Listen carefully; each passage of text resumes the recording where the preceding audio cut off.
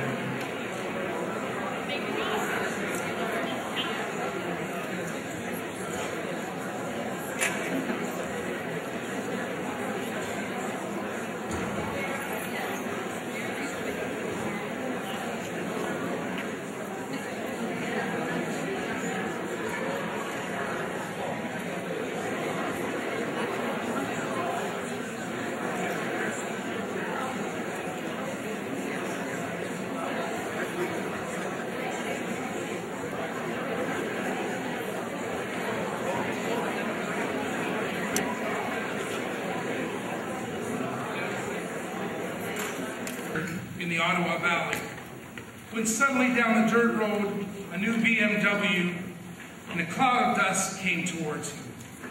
The driver, a young man in a brunette suit, Gucci shoes, Ray-Ban sunglasses, and an Yves Saint Laurent tie, leans out the window and asks the Ottawa Valley cowboy, "If I tell you exactly how many cows and calves you have in your herd, will you give me a count?"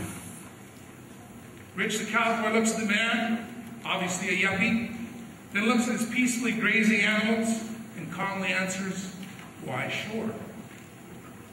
The yuppie parks the car. He quickly whips out his Dell notebook computer, connects to his Bell mobility cell, surfs to a Canadian government page on the internet, where he locates and uploads GPS satellite to get an exact fix on his location, which he then feeds into his other government satellite that scans the area in an ultra-high resolution photo.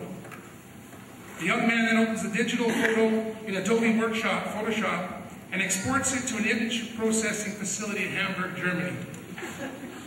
Within seconds, he receives an email on his Palm Pilot that the image has been processed and that data stored. He then accesses an MS SQL database through an ODBC connection connected to Excel spreadsheet. With email on his RIM BlackBerry, This is an old story. And after a few minutes receives a response. Finally, he prints out a full-color 150-page report on his high-tech, miniaturized HP LaserJet printer. And finally turns to the cowboy and says, "You have exactly 1,586 cows and calves." The cowboy was astonished. He says, "That's right. Well, I guess you can take one of my calves." He watches the young man select one of the animals and looks on amused as the young man stuffs it in the trunk of his car. Then Rich says to the young man, "Hey, if I can tell you exactly what your business is, will you give me back my calf?" The young man thinks for a minute and says, "Why not? Okay." Rich says, "You're a member of Parliament." "Wow, that's correct," says the youngie. "How did you guess that?" "No guess required. You're born in Ottawa, Ontario. You showed up here even though nobody called you. You want to get paid for an answer I already knew to a question I never asked you, and you tried to show me how much smarter that you are than me, and you don't know a thing about cows. This is a herd of sheep."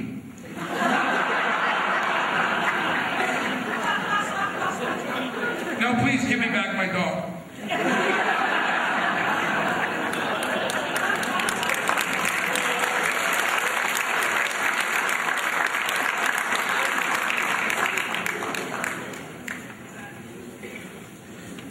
Folks, good evening. My name is Dan DeVita, and I'll be moderator for this evening's event. On behalf of the Chamber, I would like to welcome you here this evening. When there's a city, provincial, or federal election called, most of the 38 Chamber organizations around British Columbia will host an all-candidates meeting in their communities. As an organization, the Chamber of Commerce does not publicly support or endorse any one political party or candidate. Instead, the Chamber will give each equal platform where they can provide the public with their policies and their stances on issues. Countries around the world envy the democracy that we as citizens of the West often take for granted. The Chamber is proud to be part to help inform the community and help to steer Powell River through a critical juncture in its history. At this time, I will give the format and the rules of conduct for the evening meeting. Each candidate will be given a 3-minute opening statement, and a timer will notify candidates for the end of the time. Red and green, no, yellow and red. Keep changing the colors on me. 1 minute, yellow. Red stop. Red stop. Okay, 1 minute to go and red stop. You got it? Perfect. The open mic forum will commence. The candidates will come up to the podium to give their 3-minute speeches. The open microphone forum will commence directly after the opening statements. For the open mic, please have a question, not a statement. Do not read a story. Please do not address your question to a specific candidate. To be fair, all candidates have the opportunity to answer each question, and the candidates will be given 2 minutes to answer each question. So you can see with 12 people up here, folks, what could happen. 2 minutes each question. We only may get very few questions. So please be specific and let's keep it short. After that, we'll have closing comments. I have agreement from all candidates that if the meeting comes too rowdy, we'll call in the RCMP. And I understand they've got brand new tasers. They're eager to use them. We will close the meeting. I don't think that's necessary. Promptly at 8:20, we will close the open mic portion of the evening, and then each candidate will have, again, we'll have 3 minutes closing statements. Candidates will come to the podium for their closing statements. All candidates will be available in the foyer after the meeting, and that's where you have your opportunity to engage them one-on-one. It is now my pleasure to introduce the candidates for their 3-minute opening statements, and I will start with the first of the 2 mayoral candidates, Stuart Alsgaard.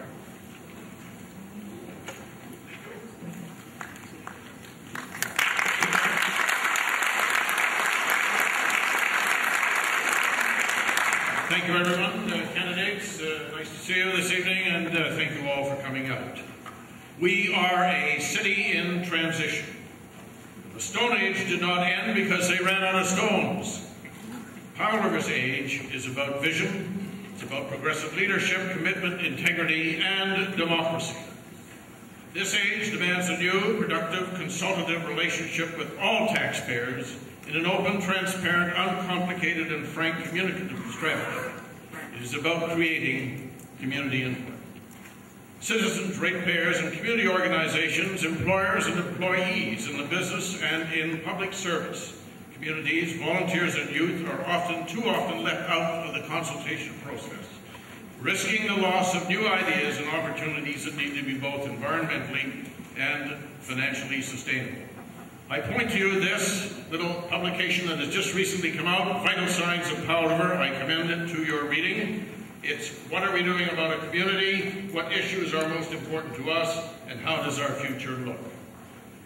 As your mayor, I have always believed, and I continue to believe, that I work for you, and that council should not only consult with the public, but from time to time ask you directly if you are prepared to accept and pay for a new direction in important matters. These are very difficult economic times. However, is not immune to the changing economic forces at work, provincially, nationally, or internationally. And as your mayor, I work hard to protect us where possible from the severe consequences of the last recession. And despite those difficult times, we have made great strides with our core capital projects, intergovernmental relations, education, arts, culture, sports, and accessibility. And we'll deal with the fair issues. Stop thinking about asset replacement. Start thinking of what function or service is really needed. Look at different ways of providing it and continue building a path to sustainable fiscal measures and environmental stewardship. Make the people and the city, make the city better for the people. Your right to have information needed to make an informed decision, and your right to know where the candidates and councillors stand. Your right to have a public voice, and your right to have meaningful input. I am asking for your continued trust in me so that I can complete a sound fiscal plan for our city that will provide a stable and secure financial base that will not unfairly burden the taxpayers. A mayor is elected by the people, not by council. A mayor has a chartered job description, and it's leadership. Most of us crave an honest conversation about the future. Democracy does not happen by accident. For that reason, I ask for your continued support as we transition over the next 3 years to a new generation of leadership in this wonderful community. Thank you very much.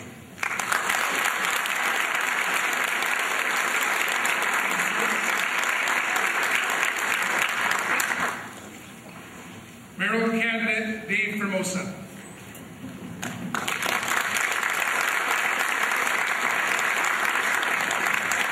Good evening, ladies and gentlemen, and thanks for coming up. We honor and respect the traditional territory of the Slavic First Nation. The last time I stood here, the main message I had for you was I was going to do whatever it took to keep the mill running in Powell River. Well, Mike, Local 76, Alden, Local 1, City Council, Mayor, we did it. To our friends across the pond in Calma River, our hearts and prayers with those who lost their jobs and their way of life. You may be wondering, why am I running for mayor? I had to ask myself that same question.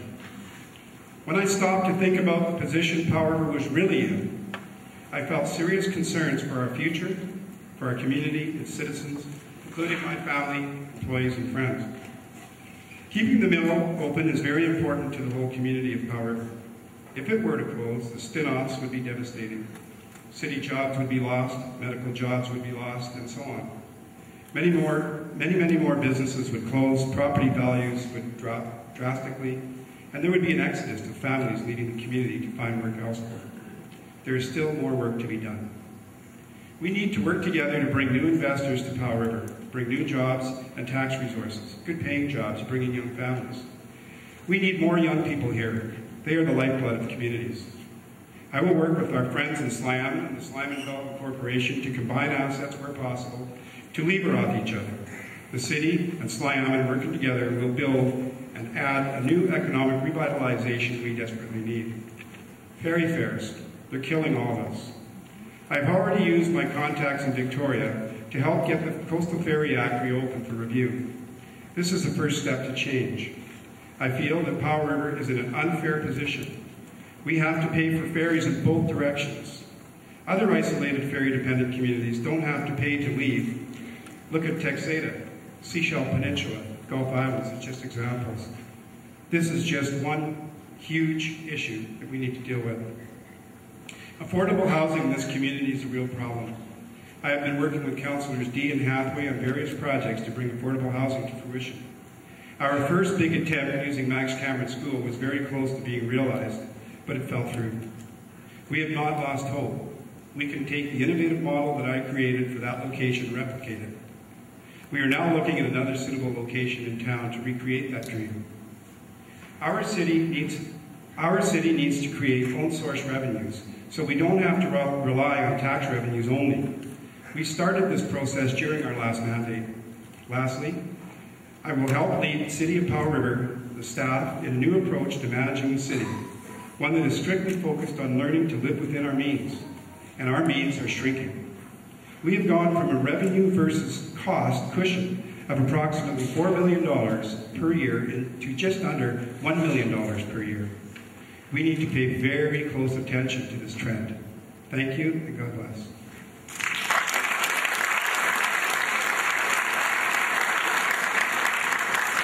Candidate for Councilor Jim Powell.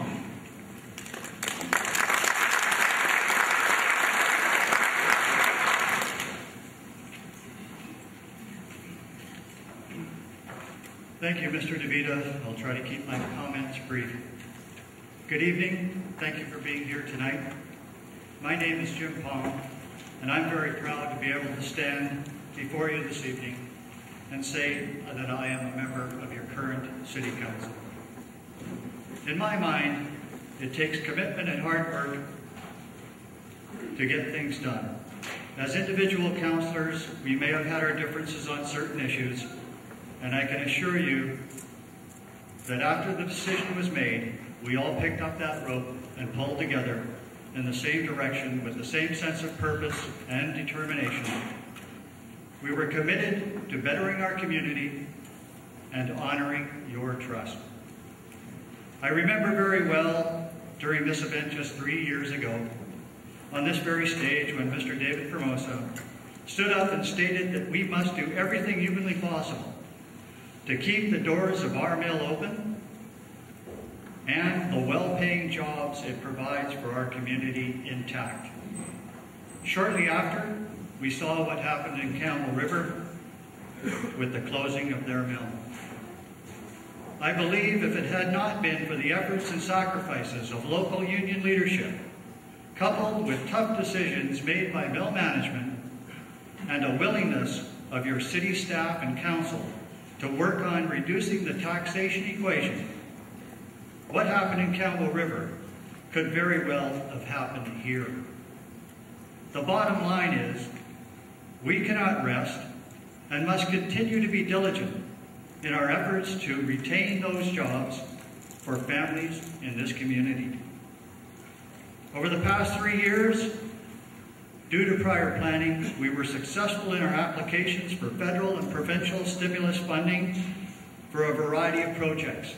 For example, $3 million for pavement management and $8.4 million for the rebuild of our drinking water system that will, on completion, meet the latest in federal standards.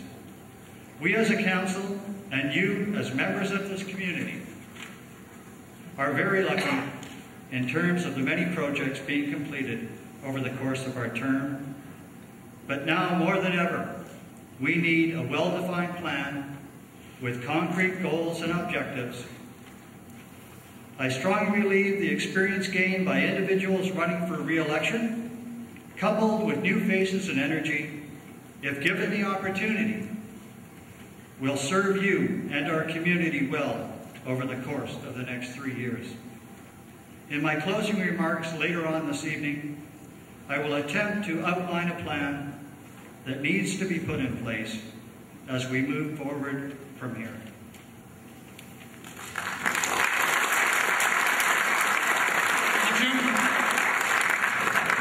Maggie Hathaway.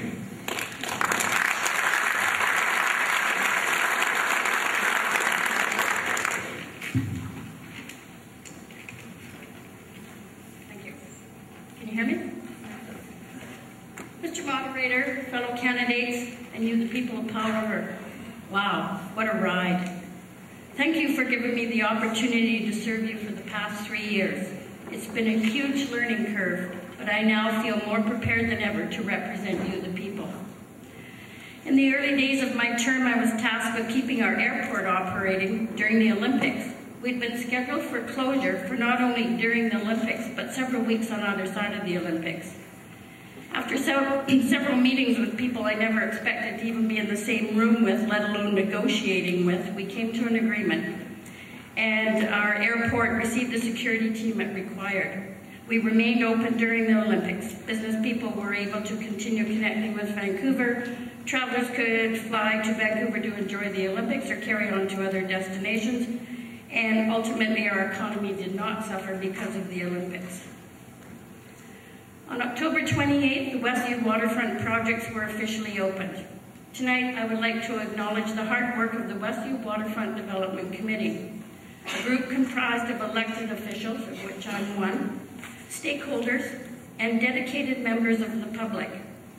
This diverse, hard-working, and forward-thinking group has been instrumental in bringing these projects to fruition.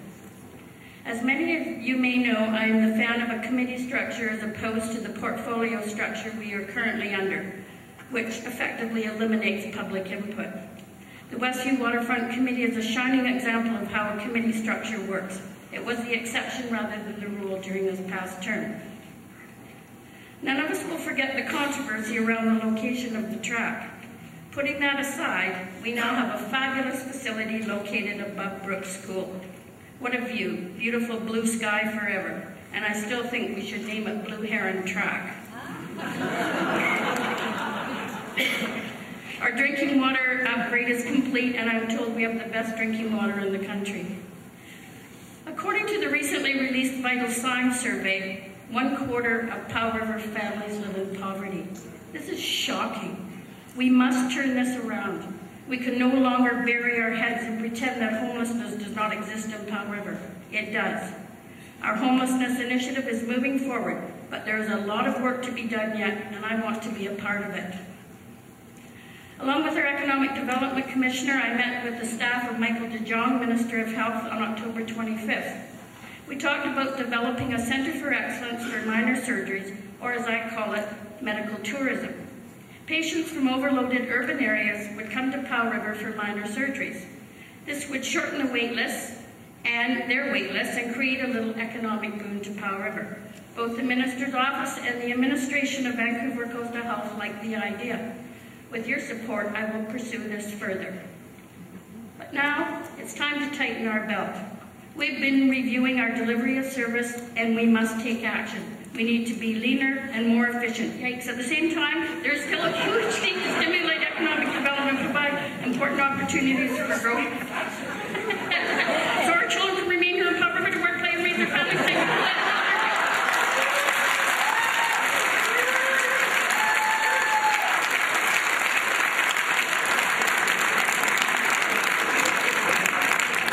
Don't give her any more alphabet, she's got lots of words. Our next candidate for councillor, and I'm sorry, I'm going to butcher his name, we went through it a couple times. Scott, why don't you come up here and tell us your last name?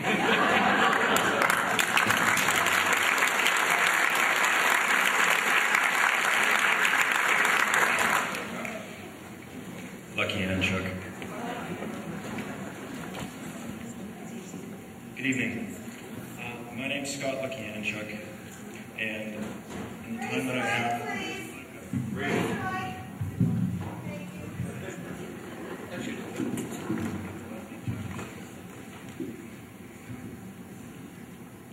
how about now? Thank you. Most of you don't know me, so I'd like to use this opportunity to give you a little information about me and where I stand. I moved here with my wife Caroline and daughter Natasha in 2007 to be closer to my wife's family, some of whom are long-term residents of Powell River. We wanted to get away from the craziness of the big city life and have time to watch our daughter grow up. We made Powell River our home, and I want to do all that I can to help create a healthy future here in Powell River, not just for my own family, but for yours as well.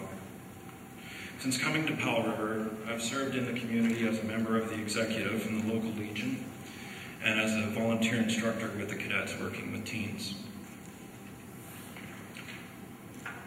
I'm a farm boy from a small town in northern Alberta, and at the age of 17, I joined the Canadian Armed Forces.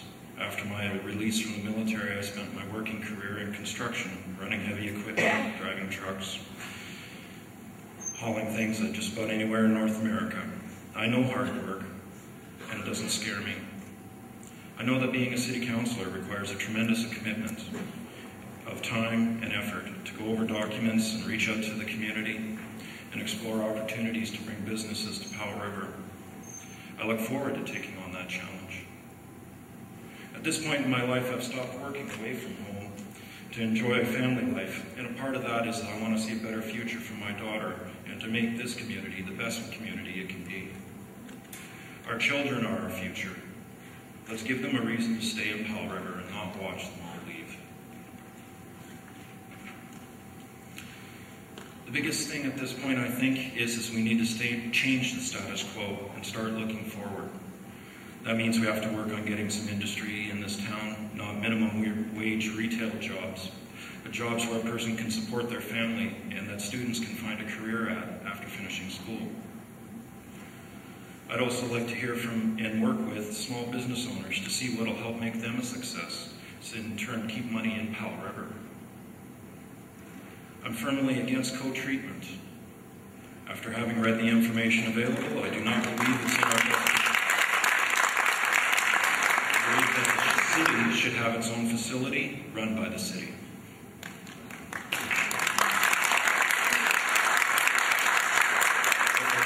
I will be representing you, the voter, and the issues that are important to the public, not my own agenda. It's time that voters were listened to. My platform is simple. More jobs, innovative ideas to solving problems, and more consultation with the public on the issues. Vote for me, Scott Lukianchuk, for City Councilor on November 19th, and I'll do everything I can to work with the community for the community. Thank you.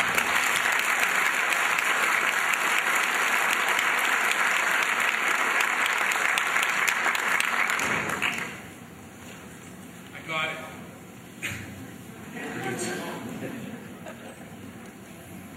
Gordon Crawford.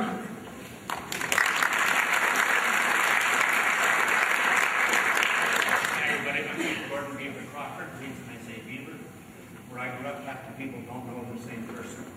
Same thing here. The reason I'm running for council is that I'm unhappy with the direction we're taking. I am against co-treatment because I do understand the sewage treatment plant. I do understand what's happening. Council picking a number out of the air. That was what it cost to operate the existing plant, $750,000, and drop it to $500,000. That's just a no-brainer. It's also very, very important that the citizens of Powell River have not been consulted on decisions. In the early days, I was elected 4 times before 2000. We used to have committees, and they had councillors plus citizens on them. So the citizens were very well aware of what was happening on all the projects. The same as we always went to referendum if we were going to borrow money or do a major project. We always consulted the people, we did their will. I remember when we built the police station, I was a city councillor that was the biggest push on it. We went to referendum. It was for $2 million. I wanted 2.5. We had a quantity surveyor. He knew better than me. And the tenders came in at 2.4 million. We didn't go to short-term borrowing like this existing council does and the councils before him have doing. We went back to referendum and let you people decide whether you want to spend another $500,000 because it's your money. We are elected as your decision makers, but we take your direction. We take your direction. Nobody gives that right away. You elected us not to get you in debt, and then right now we are at $10.5 million in debt, and that's one heck of a lot of money. The same as there was $80,000 in overtime last year for senior staff. Do you know how many homes that is? That's 40, 50 homes at $2,000 a piece of taxes. The reason there is so much poverty is that people don't have enough money to help anybody out because they're so heavily taxed. There's 6,100 homes in Powell River, 578 homeowners deferred their taxes this year. What does that tell you? That tells you things are tough. Things are tough all over. We have to concentrate on running municipal services, not running business. Let business run business. Catalyst can function by itself. The amazing thing about Catalyst is long before this council was elected, they shut down every operation they had but one, Powell River. You know why? Because they have mega power, 82 megawatts, and that's what keeps them running. And that's what sets us aside from the other pulp mills in British Columbia. It's going to be the economy, world market that will decide if they open or not. Thank you.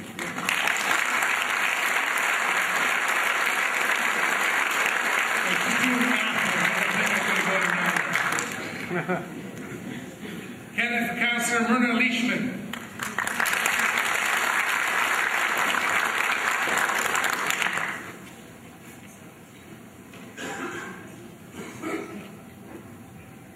Good evening, everyone. Thank you for coming out to this event. And it is an event when once again we are electing a new council for the next 3 years. As you may know, I have been on council for a few years in the 80s and again in 2002 for another few years. The experience that I offer not only comes from my service on previous councils, but also years of participating as a volunteer on many community organizations. Community involvement is where you find out what the community is all about. While on council in the 80s, we managed the retrofit of the complex pool, which certainly has been a highlight in our city for many years now. And in the last session, we upgraded the complex again, which has brought more revenue. In the 90s, I spent my spare time working to bring the Kings Minor Hockey Club to Powell River as one of the original owners, and then many years as a board member, and many years going to hockey games. I worked in the mill office for 30 years as an executive assistant to management. Retirement didn't sit well with me, and it wasn't long before I was anxious to get involved again, and ran for a seat on council in 2002 and was successful. During my last couple of terms on council, I served as one of the council representatives on the regional district. We began the discussions with Vancouver Coastal Health for the replacement of Olive DeVoe, which now finally seems to be coming to fruition. As chair of Sunset Home Society, we have built new apartment buildings during my tenure to provide affordable housing for seniors. I have been a supporter of seniors initiatives for many years through various organizations. I believe I have a well-rounded experience in many areas, which would serve you well. Thank you.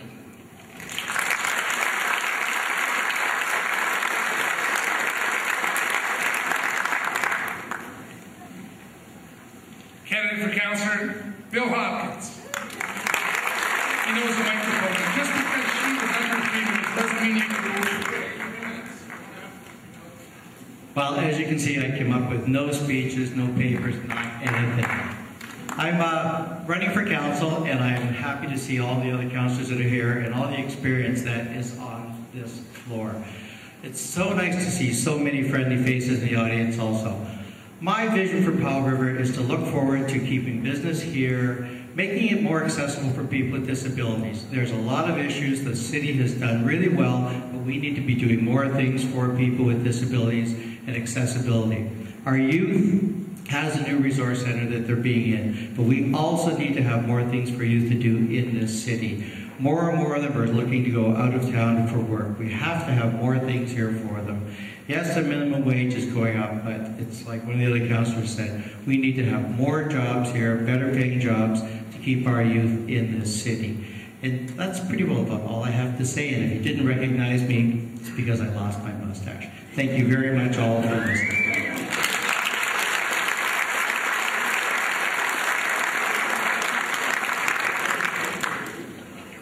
Russell Brewer.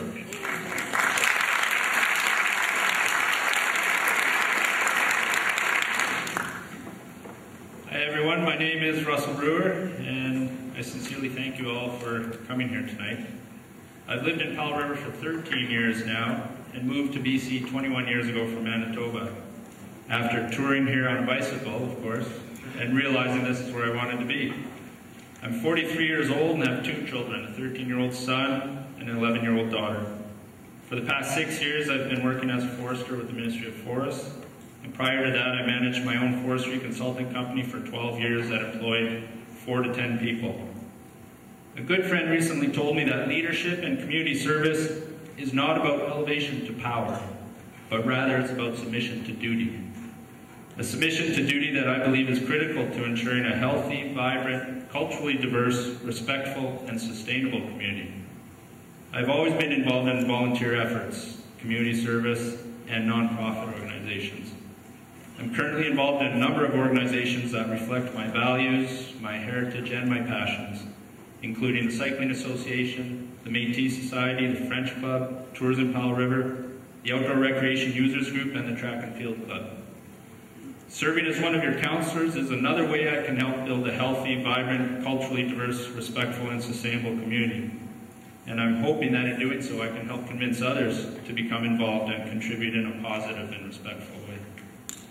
When people are asked what they want in a community and what shapes how they feel about their community, there's 3 things that are always consistently named. Those are arts and cultural activities, the openness and diversity of the community, and the availability of parks, playgrounds, and trails. It's always those 3 things. The rest come afterwards. I believe we can improve, get the message out to the rest of BC and the world that Powell River is indeed a world-class destination for recreation, arts, and cultural activities. I believe we can continue improving on the great work that's already been done to improve the amenities and infrastructure to support those activities.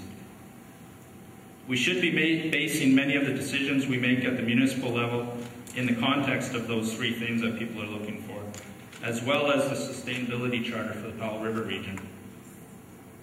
In doing so, I believe the direction will then become clearer for everything else: business planning, the economic development, the types of businesses we want to attract, and the types of jobs that could be created. We need to provide incentives to encourage the establishment of light industrial businesses, a value-added industry, and tourism-related infrastructure development and businesses. If we continue to build on those 3 things I mentioned that people are looking for, together with those incentives that exceed what other communities are offering, I think we can encourage those businesses to establish and relocate here. Thank you.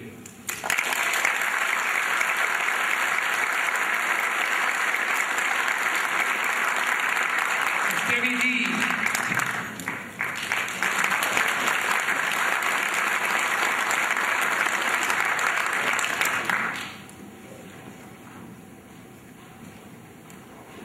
First, let me say thank you for your vote of confidence 3 years ago.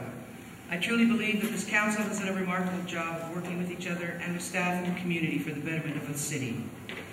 It was a steep learning curve, and I took the job very seriously, making decisions based on the job you gave me to do what I thought was best for the whole of Powell River. I'm here tonight to ask for your vote again. I will bring relevant experience to the job. We need to show the rest of the world what we can offer. We can no longer afford to be the best kept secret on the planet. I will touch briefly on a few issues that I see as priorities. Taxes. We cannot keep raising taxes. The bottom line is that we need to curtail spending. The service review is almost complete and will be a guiding document to the incoming council. It will show that there are some very tough decisions to be made. The past 3 years have been unique. A global financial meltdown, industrial tax shifting, the burden we placed on staff when we were successful in virtually every grant application that we applied for, which means there are over $30 million of infrastructure now in the city. And I would like to say thank you to the staff of Powell River because you did a very, very good job. The AIP and the business plan are forward-thinking documents. Not only do they have the capacity to save money, they also have the capability to generate revenue. There is more to these than coal treatment. There are buildings and land and opportunities with lots of potential. Of course, it is likely won't all work, but the seeds are there to germinate and grow. Next steps have to be taken to bring these plans to reality. This is good for Powell River. Jobs. We need to keep the jobs we already have and identify sectors where we can create jobs, the strategies necessary to bring these jobs to Powell River. We worked hard to keep city jobs, and we need everyone to come together to make sure there are jobs for generations down the road. We need long-term sustainable planning for everyone. We need outside-the-box thinking when it comes to diversifying our economy. We have just embarked on an initiative that will result in a business model for arts, culture, and sports as economic drivers in our community. There are so many creative people here, and we need to tap into their strengths. Likely the most contentious issue we face, 13 years without a decision on liquid waste management, without anyone taking responsibility for anything. Regardless, we need to leave that all in the past and move forward. There was a decision that had to be made, and I believe this council has made the right decision. Councillor Hathaway alone was the only one in opposition. All others, including the mayor, voted in for co-treatment if you look at the minutes from June 11. Phased consolidation is the only way I see us moving forward in the most economical and ecologically sound way right now. There are those who believe otherwise, and I am happy to talk about it. Other issues that we are facing is transit, regional cost sharing and service agreements, partnership, First Nations relations and partnerships, ferry service, and so much more. I would like to continue to work for you and for this city that has been my home for 40 years. I love it here, and win or lose in this election, I will continue to work to make this city the best that it can be. Thank you.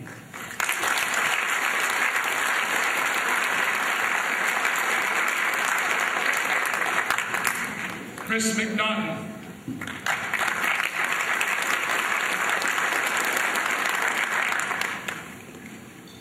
Thank you everyone for being here this evening. My opening remarks will provide an overview of some accomplishments, while my closing remarks will outline next steps. My commitment to you has been to get the work of government done, and that's where my focus has been. Drawing on my provincial, regional experience in government, business, and community, I've been a strong voice on council. I've worked collaboratively with my colleagues while providing personal leadership on specific initiatives. For well over a decade, the community and the Regional Hospital District had engaged in efforts to replace the aging Olive DeMoe residents. As city-appointed regional directors, Debbie D and I participated in recent deliberations. I led the 4-member team in discussions with the minister, as well as played a pivotal role in negotiations with Vancouver Coastal Health, and proposed the Regional Hospital District become the development partner. This innovative funding solution was immediately accepted by Vancouver Coastal Health and was subsequently adopted by the Ministry and Regional Hospital District directors. Our new $24 million residential care facility will have lasting community benefits, including 102 beds, greater job security, a community-owned asset, and synergies with existing hospital infrastructure. We got the job done. Our new $24 million, thank you. Our new $24 million, 4 years ago, the mayor asked me to join the Waterfront Development Committee, and following the election appointed me chair, and Maggie Hathaway as committee member. Today, $17 million in waterfront projects are nearing completion. Council's commitment was to ensure local jobs were created, this objective was achieved, and a large portion of the stimulus funding stayed in Powell River in addition to the lasting economic benefits. There were many challenges. Just one example, Dave and I had to travel to Victoria to meet with Minister Bell and request the province to approve in 1 week a permit that normally took 3 to 6 months to process. We received ministerial support and literally rescued the South Harbour project from the jaws of defeat. We got the job done. Each member of council made a commitment to make every effort to keep the mill operating in Powell River. Stuart, Dave, and I were appointed by council to work with the province and Catalyst to resolve major tax issues. Dave and I negotiated the Catalyst with Catalyst and presented an agreement in principle that resulted in a tax revitalization bylaw that gives tax certainty to Catalyst for 6 years. The city received provincial and national recognition for this work.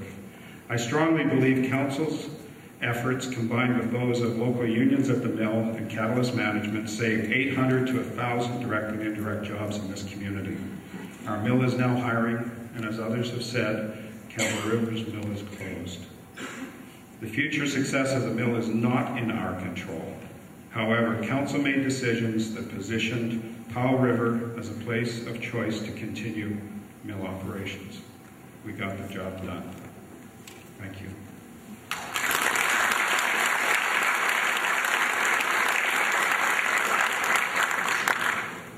Glen Holstine.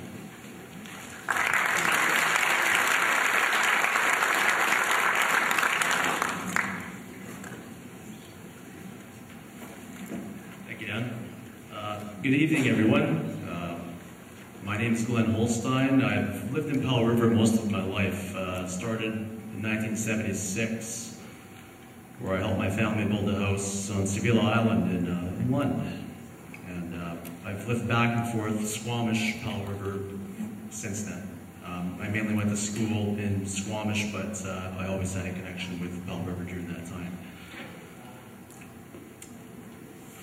I'm involved in the safety industry, working as a safety technician coordinator.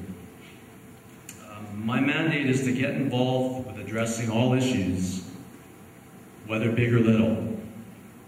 I will listen to the concerns of the community and council and take part in the process in any aspect that is required.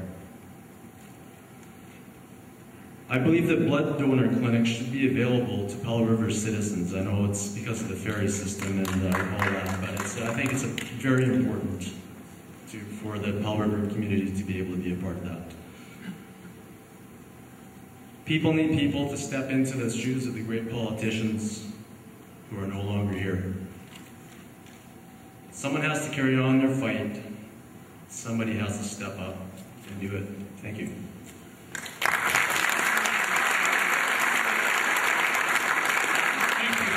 Thank you all. We're going to start our question period, and Kim is running up here right now as we speak. The microphones are going out.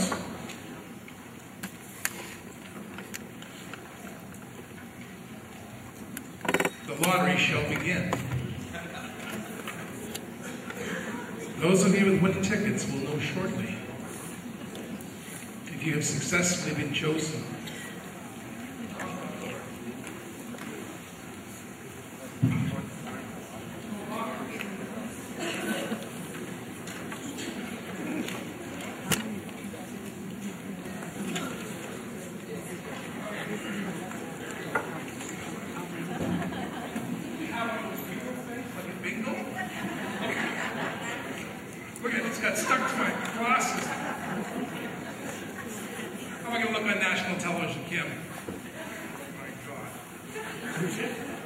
Great on local television. Number two at microphone over here, and number one, believe it or not, on that microphone over there.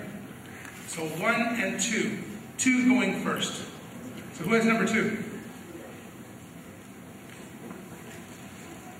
Yep. Time's up. That's what you get for sitting in the middle, huh? Please introduce yourself and then ask your question.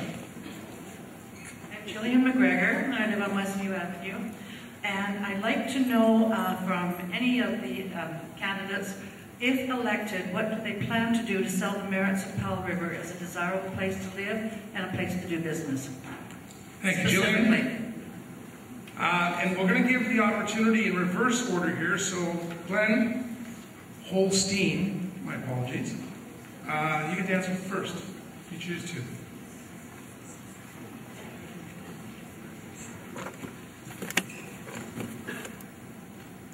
Thank you, Dan. Yes, it's Glen Holstine, actually, but it's close. It's like the Frankenstein thing, right? You know what they say, any press is good press, right? That's correct, yes. Yes, as I said previously here, I'm here to assist in any positive fashion with council. It's my first time to get involved with council, and I'll do anything that is required to give Powell River a positive face.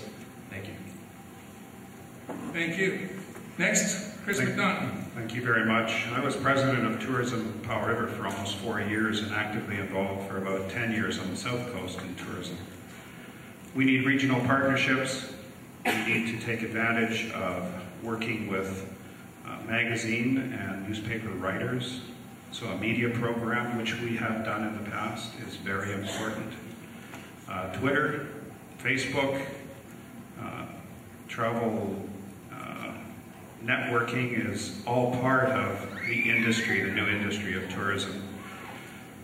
We, in Tourism Powell River, revitalized the office by hiring Darren Robinson, who is an excellent person for marketing, professional marketing, photo bank. So as an organization, as a community, we need to get behind tourism and support the work of our regional organization and our municipal organization. And Council's been doing that for a number of years through funding support. Thank you. Hi, thank you. I think to make Powell River a desirable place to live for people who don't know about us, we need to get the word out. Who we are, what we have, what we can offer. We all know this is the best place to live on the earth, but we need to get that word out there. It's my dream that we have an arts and culture center here that rivals the Banff Center. I believe that we can do it. If we build it, they will come. We're working on that plan right now. I think arts and culture and heritage are a fantastic model for us to build on. First Nations tourism, our First Nations partners to the north have just initialed their treaty. They are poised to become one of the best partners we could possibly have in tourism. They have a wealth of cultural experience to draw from, so I think we need to work with social media. We need to get it out to the world. Come on and see what we are. Thank you, Deputy.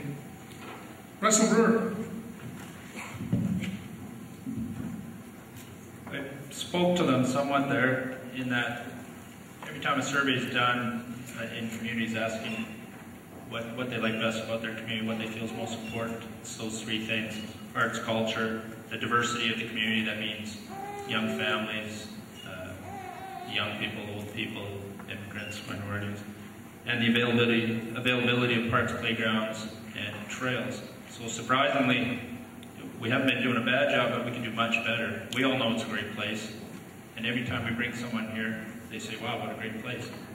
I think the more people we convince to come here, some of those will translate into people staying here, wanting to relocate here.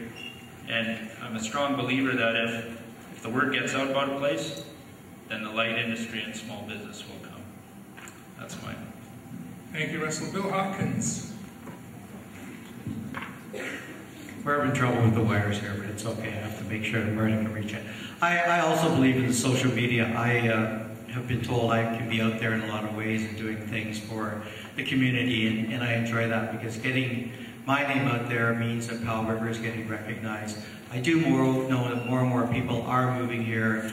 They see Powell River in the paper, they see it in the news. I've had personal touches with Global News, and Mark Madriga has actually called me back. So Powell River is in the news, and it's just a matter of getting the word out more and more. It is a very positive place to live and a great spot to raise a family. Thank you, Bill. Myrna. Thank you. All the things that everyone is saying here, of course, that's what we have to do. I could mention that while on council, whenever we went to a conference or a seminar, the mayor ensured that we had cartons and cartons of magazines about Powell River, and we had to get up at 7 o'clock in the morning and go and put them on everyone's chairs. So that's the kind of thing we did. Gordon. Yes. I think the most important thing in getting out there is the word of mouth. And the word of mouth comes from a happy citizen of Powell River, and right now we don't have too many of them. The tax is what draws people to this town.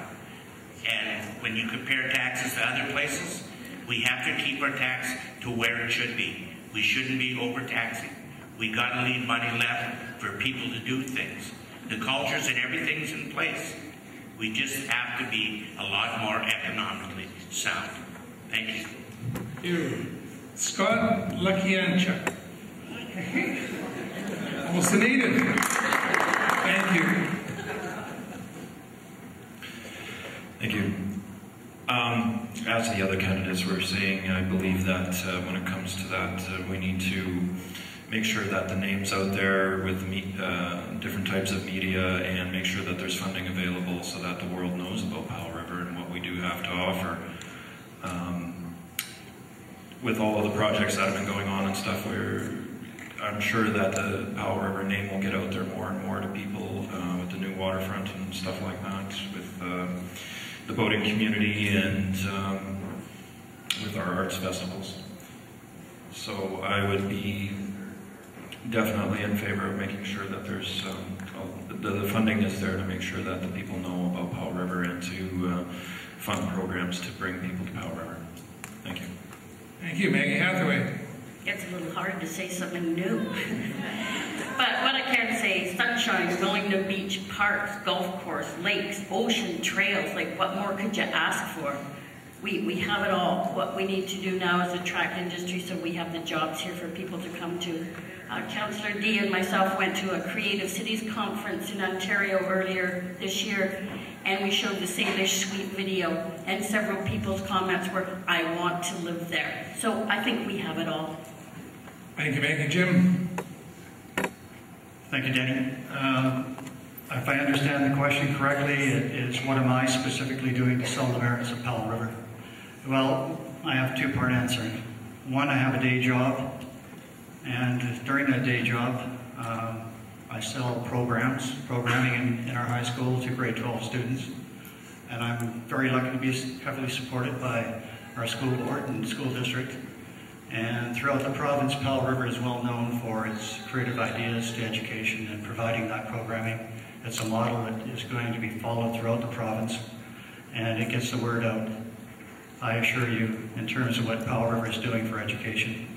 And on the second note, I'm specifically working hard to create a sport council along with Councillor D's Council for the Arts, and that means bringing people to Powell River on a regular basis, filling a calendar with weekly events so that they come here, play here, see what we have, and hopefully will entice a few of them to move here.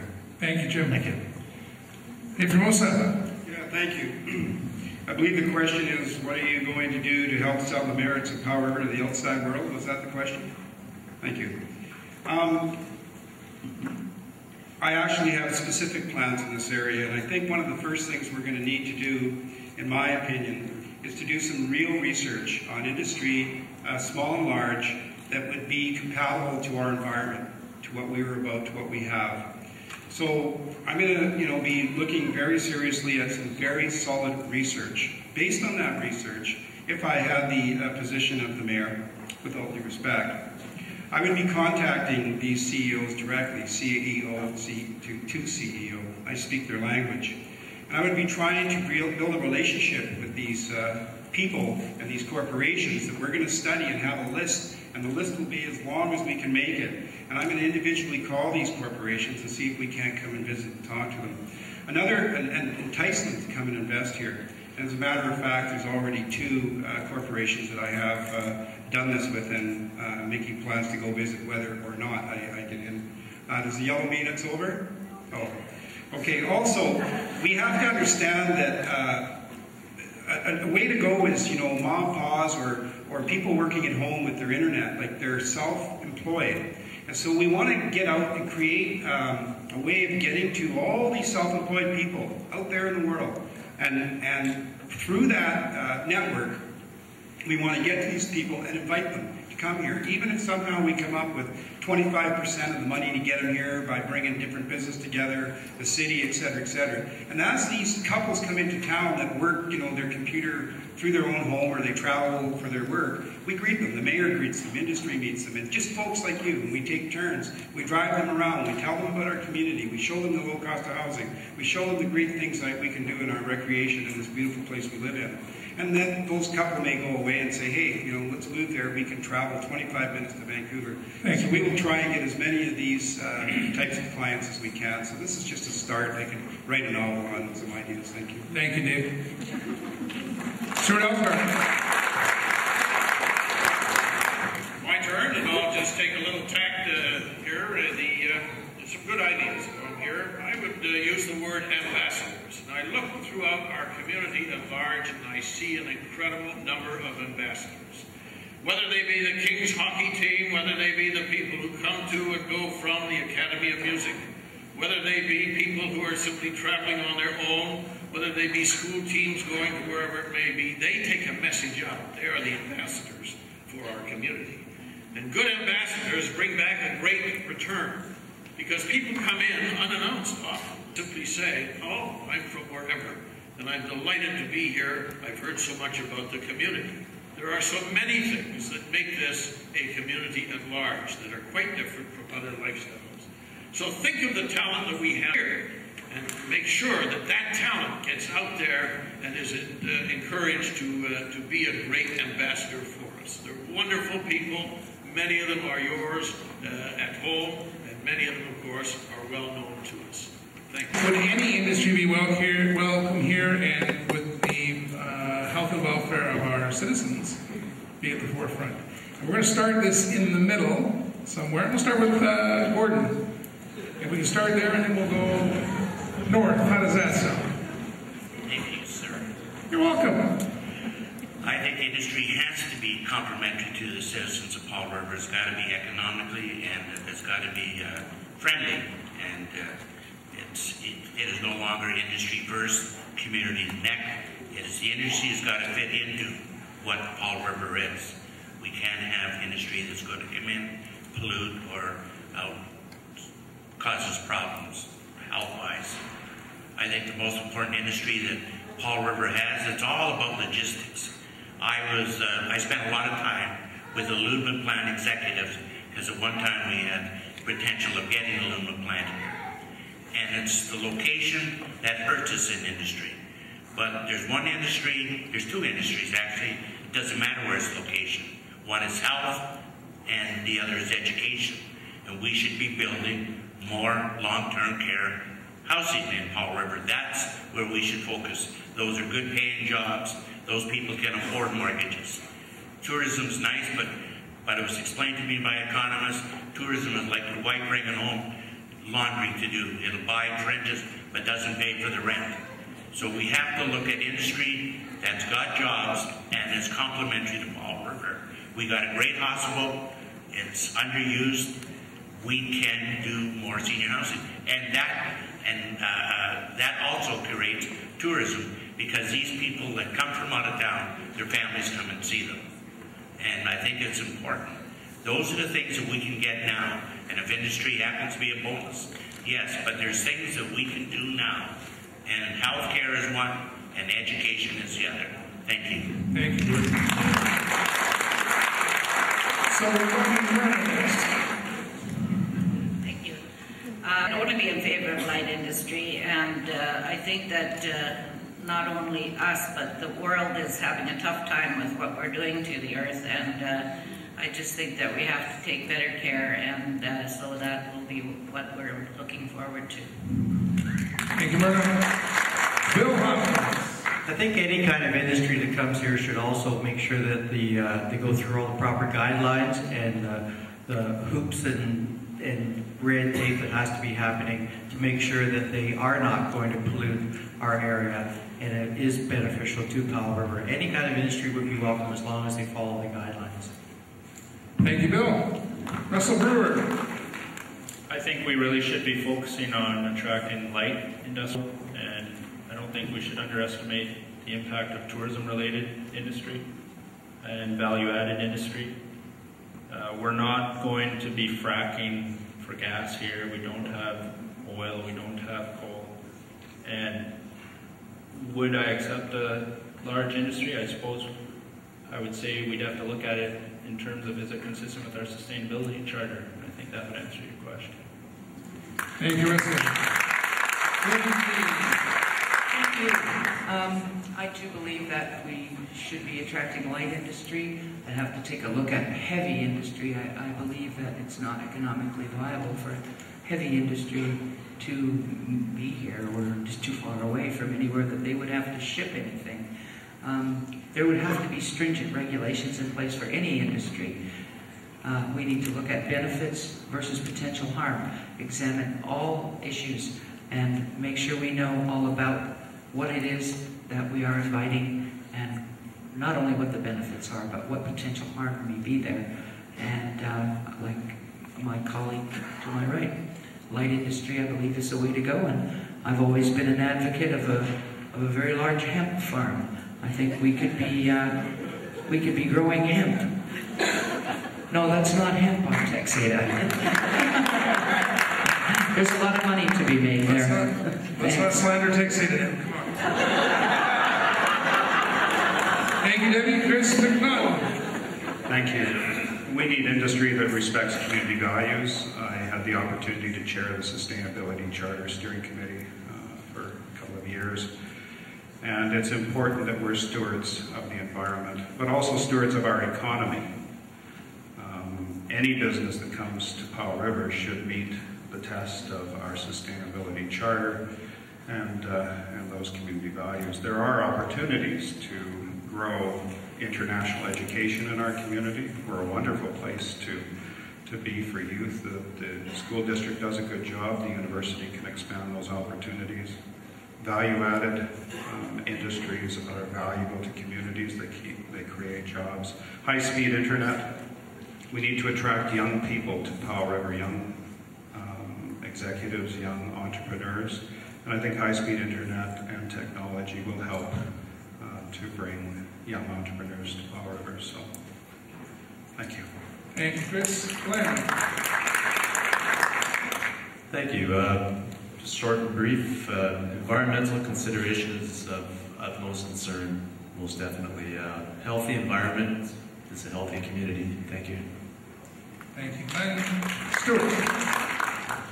Thank you. Just two things. First of all, I remember the Sustainability Charter, and when I put that idea to council 3 years ago, and the shock ripples of the community that we might even consider that, and we went through the whole evolution of inviting a very impressive number of speakers, and eventually the community responded by focusing on this, and from that there was a committee struck to get on and do the detail and develop it.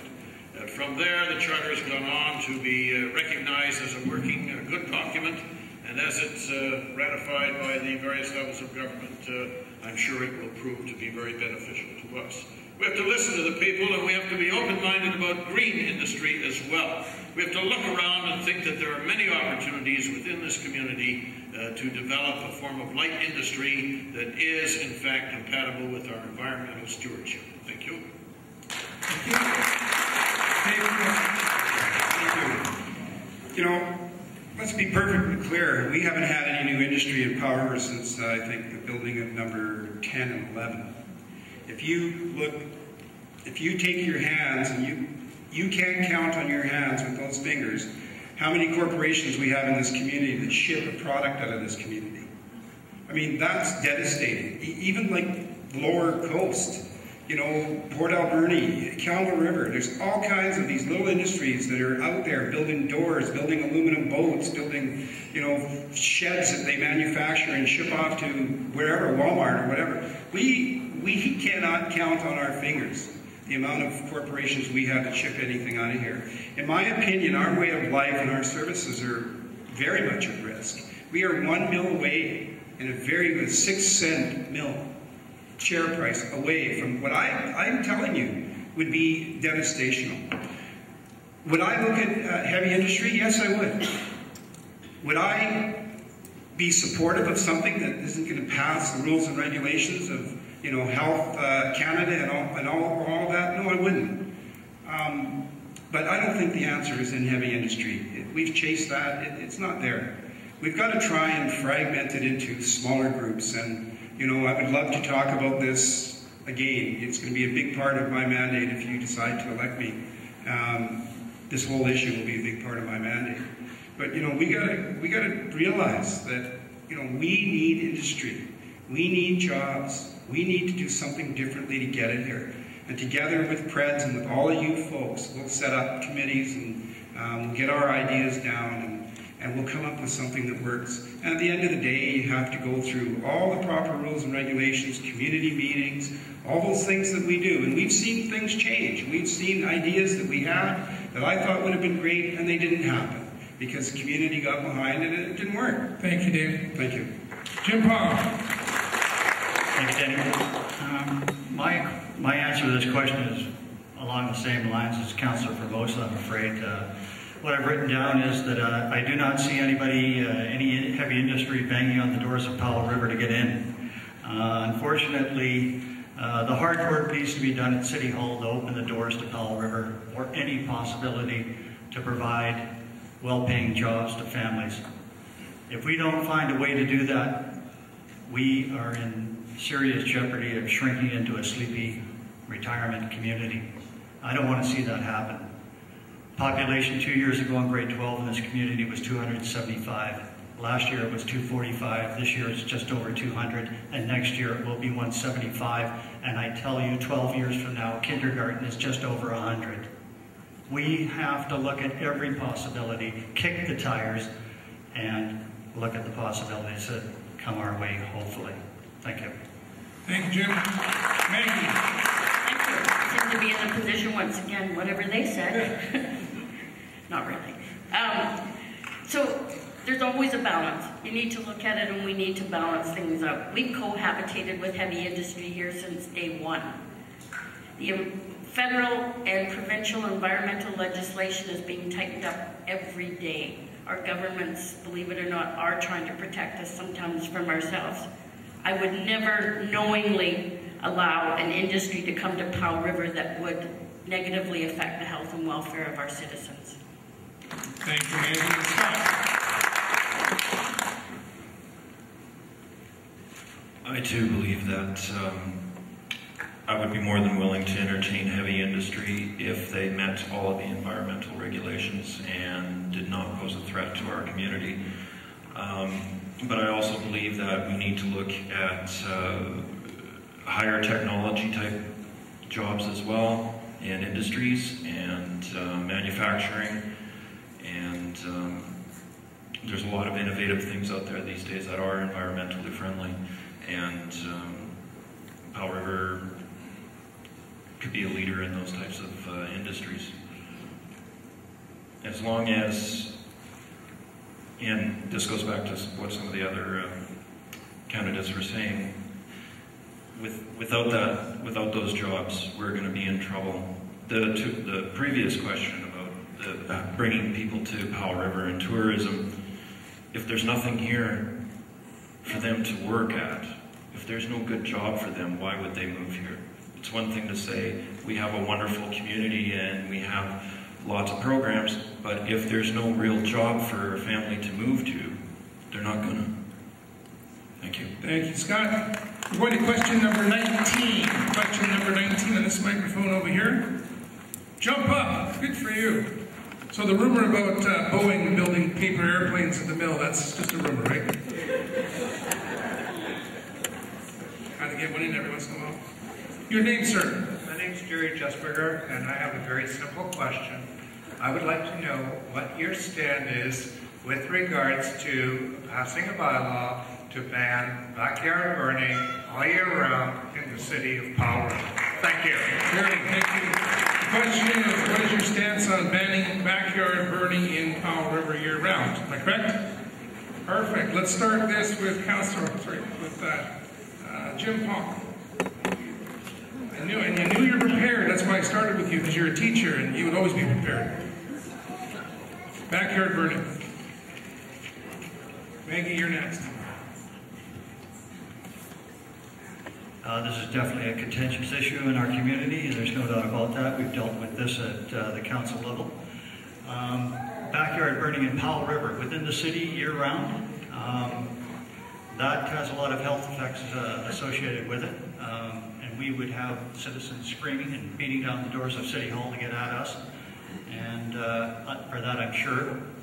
I think our present policy allows burning once or twice a year at opportune times.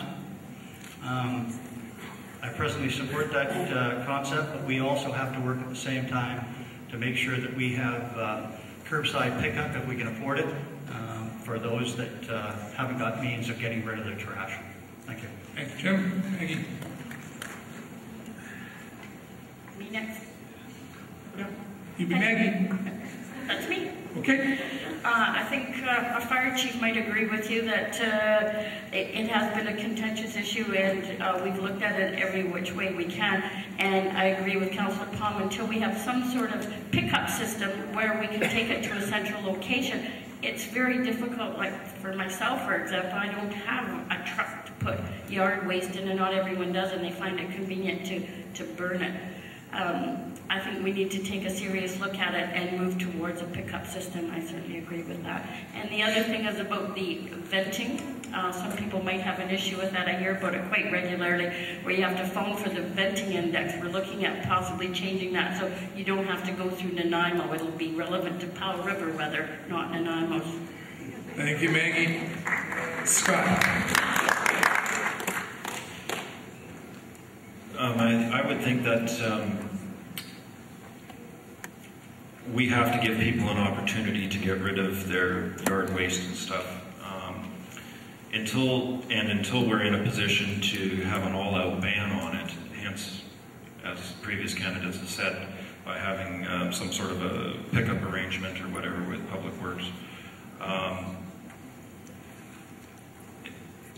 The system we have now, considering the situation we're in, is probably the best one. Once again, if we can get to a point where that pickup is available to people, then I would be in support of a bylaw to ban backyard burning within the city limits. Thank you, Scott. Gordon. Yes, we have to have something in place before we can eliminate something. I'm a person who has asthma, and so smoke gets me. But also wintertime, I mean fireplaces. I have a fireplace. I burn it wood and that. You know, until we have a process that we have pickups, and that's an expensive process. And so for the little burning that does happen, there's the odd person that may abuse it, and the fire department takes care of it. But I don't think it's a big issue for Powell River. I think we have many other things that are more important right now. Thank you. Thank you, Gordon. What they all said. Expedience. Well, I can't let Myrna outdo me on that. I think until something else is in place, we do need to keep how we have going. And the other part of that issue also is illegal dumping in our back roads and everything. I participated in cleanups in the last few years, and it's absolutely disgusting to see what is dumped out in the back roads and in the bush. So I think we can maybe put these two things together. Thank you, Bill. I'm going to buck the trend here and answer the question. Yes, I would ban backyard burning. I think someone will be creative enough to come up with a solution to solve the problem after it's been banned.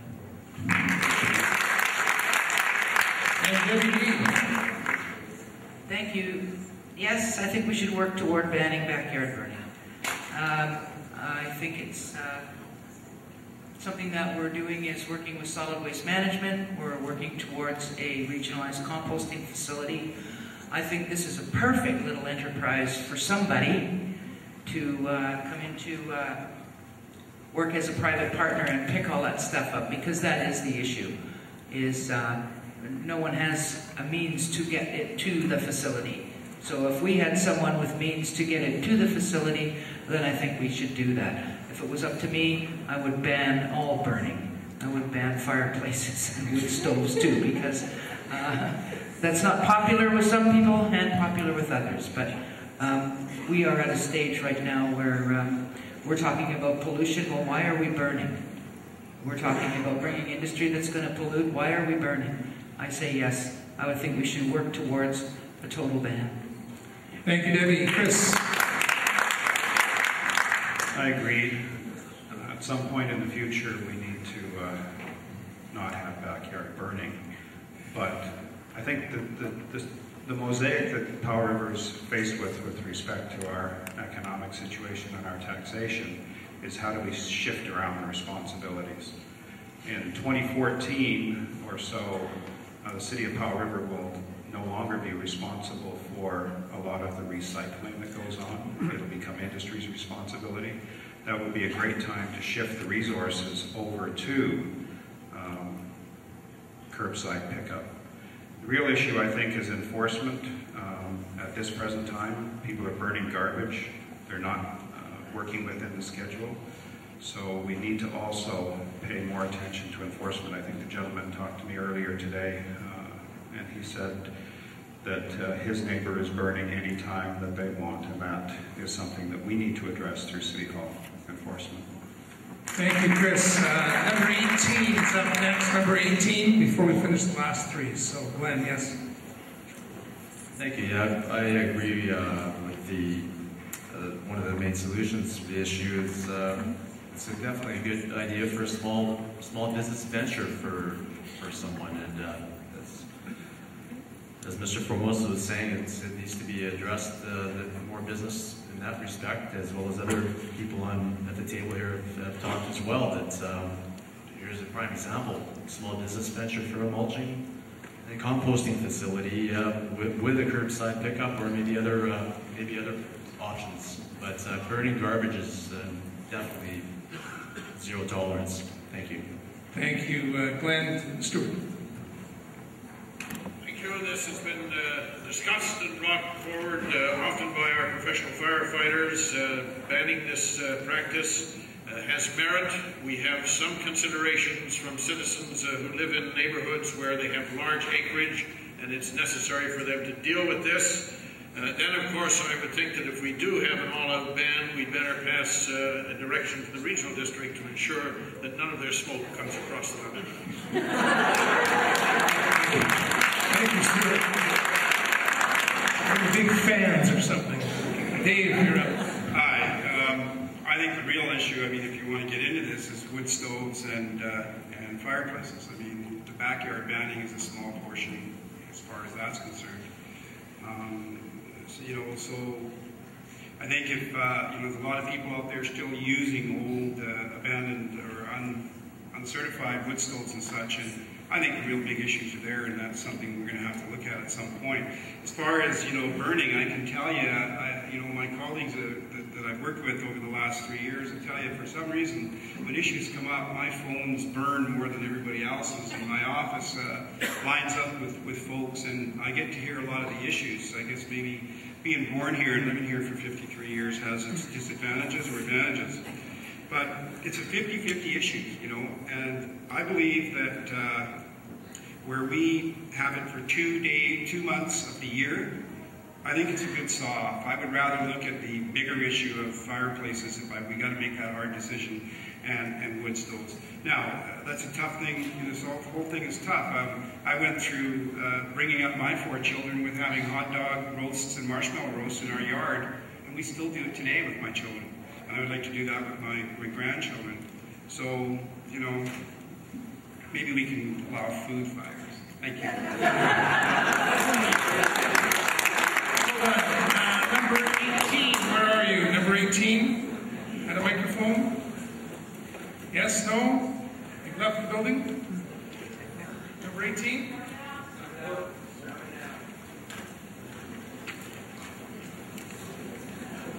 No, apparently not.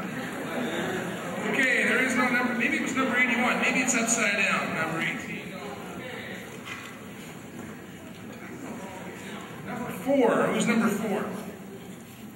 Could you just yell out bingo for me? Just because bingo under the B4. No. Who's 4? Wow. That's right. It looks like 20 yes, and the next question to be asked for Russell Brewer will answer. No number 4? Are you folks all frightened of speaking? How about number 5? Come on up. Any microphone. Tell us who you are and what your question is. My name is Dale Forsberg, and I know many of you, and I'm thankful to be here this evening to address you. A real simple question. We've all been looking at the tourism and how to attract people to this town and what we can do. And this may be a really simple question. I hope it brings a smile to your face. But I would wonder if anyone on this council would consider changing the name of Powell River to Powell Riviera. Real simple, one-word answers. Russell Brewer. Would you consider changing the name of Powell River from Powell River to Powell Riviera? Absolutely, and I'd like to time that with the BC bike race if we could. Debbie D.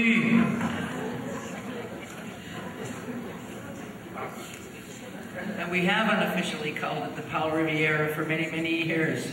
And I've just renamed the old barge facility now, too. I want to call it the Westview Quay.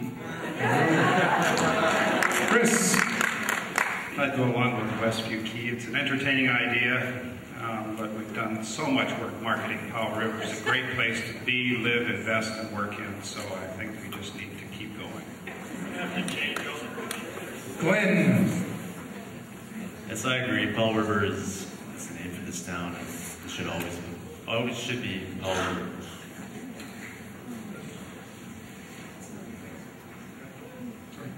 Okay, Stuart, you're up next. Thank you. Yes, Powell River was a name that was actually proposed back in the 1940s and 50s by the then Board of Trade and Chamber of Commerce. So thank you for bringing it forward again. And if you go down to the museum, you can look back, see some of the old pamphlets and the advertisements, and there you have it. Some of the best swimsuits in the country are in there.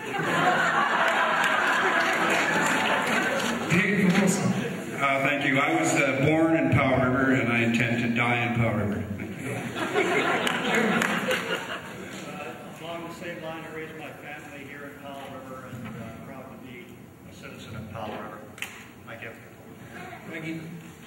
Well, I see it kind of akin to the ministries always changing their names and what a huge cost it is for the letterheads and business cards. And I've got 2 boxes that say Powell River, so I'm not for changing the name at this point.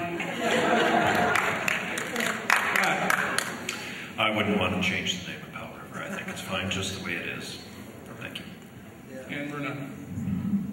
It should stay the same. Respect the people that made Powell River. Thank you.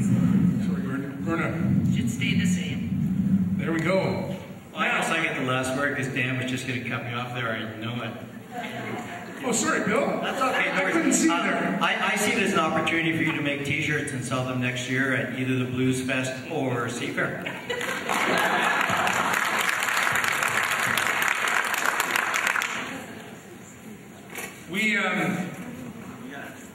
We've reached our time limit. Dan is number 4. Number 4? I put my glasses on. Oh, you're number 4, you showed up. Okay, I'll tell you what, we're going to entertain this very, very quickly, Bill, okay? George. Yeah, that's what I said, Bill. Thank you. Say your name. Thank you, Joe. Quickly.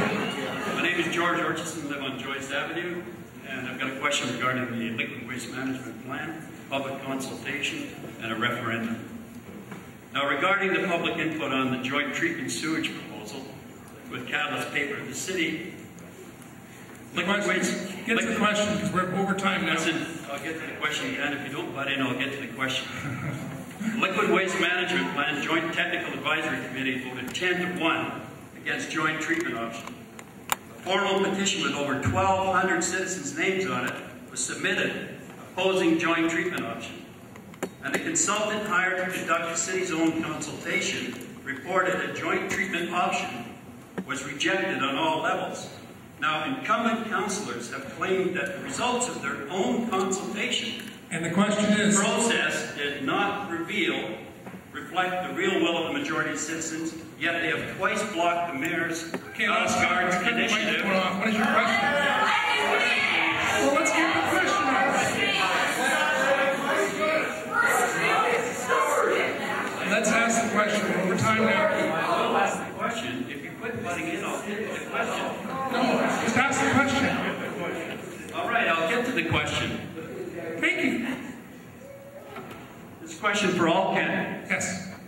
Do you agree that the citizens should have been provided the opportunity to vote on the concept of having catalyst paper take over the treatment of city sewage, and if elected, ensure that such a vote happens? Okay, question is, you're elected officials, right? But you're going to ask the question to all. So here we go. We're going to start this out with, who hasn't started a question? Maggie, you're up. Number 1. And from there, we're going to go to Jim Pong.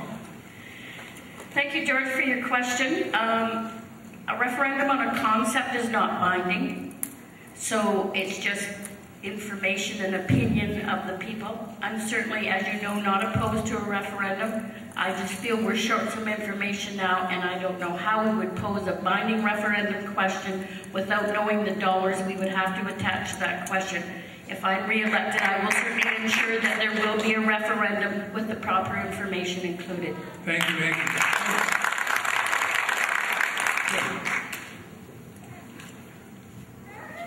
Thank you. I want to thank George for his question. I just want to say, just before answering it, that this election is not about one issue. It's about all the issues. And let's not lose sight of that.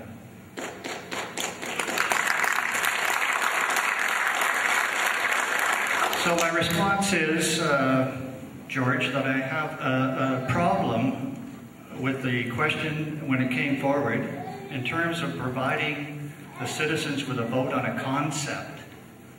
A concept, to me, does not require a vote of the population of Powell River.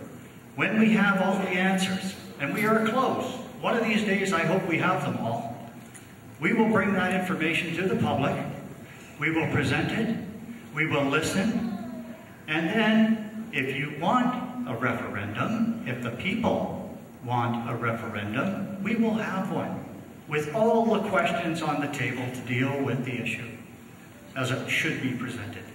Thank you. Thank you, Jim. Thank you. I've spent a lot of time with Mr. Orchison going over these issues, and I'm going to say some of the things again, and sometimes people don't like to hear them, or they do. I personally spoke to a number of the people on the Joint Advisory Committee that voted, you're right, one against and all against co-treatment, and one for co-treatment. Now, I was quite perplexed at that because I probably spoke to 6 or 7 of the candidates or the JAC committee myself, and they told me they were voting for co-treatment. When I spoke to some of them later, their answer to me was, Dave, there was just so many people in the room, I just, that's what the people want, that's the way we went. That's the truth. That's the truth. So, and I can give you the names of the people I spoke to, but regardless of that, right? We went through the process as laid out by the government, which is having all the open houses, the JAC committees. We did all the things that we did. Subsequent to what we did, we came to a conclusion. Subsequent to the conclusion, the mayor decided that he thought we should have a referendum on the issue. He didn't speak to us about it. He did it on his own. Once that was done, I said to Mr. Orchison, and I've said to everybody else that has talked to me, we were discussing going to referendum ourselves, amongst ourselves. And I believe if the mayor came to us and asked that question, he would have probably got what he wanted, a referendum, so that you folks can actually have your vote that you want. I have said, and I'll say it again, that we will go to a referendum. That will be my vote, but we're not just going to have a referendum on the co-treatment. We're going to have a referendum on the library, a referendum on the fire hall, other issues that are really pressing in this community, so that we can ask a number of questions, get a good bang for our dollars, get the information so not only council can make an informed decision, but the public can. So yes, thank you. Sir? Thank you. My concern, two-part. One, that I wanted to be sure that in the process of moving toward this co-treatment, that a citizen who had written to the minister requesting clarification on the fact that there had been a petition and that the ministerial procedure is two-part. One, that they must be satisfied that the process meets all the requirements of the Act, and two, there has been adequate public consultation. And that was a very key part of all of this. Therefore, I drafted a resolution which I put forward are you in favor of the concept of a partnering agreement? And the key word here was concept of the partnering agreement. And I showed that draft resolution to Councillor Powell, and he looked at that and said that yes, he could consider that. And then secondly, I sent that motion off to all members of council by email, 4 of whom were in Vancouver at UBCM, and also released that to the media. And with that, I stand on the fact that I believe very strongly that at this point, in fact it may be a bit overdue, that should happen. There should be a question put to the public as to where do you wish to go at this particular time. Thank you. Thank you.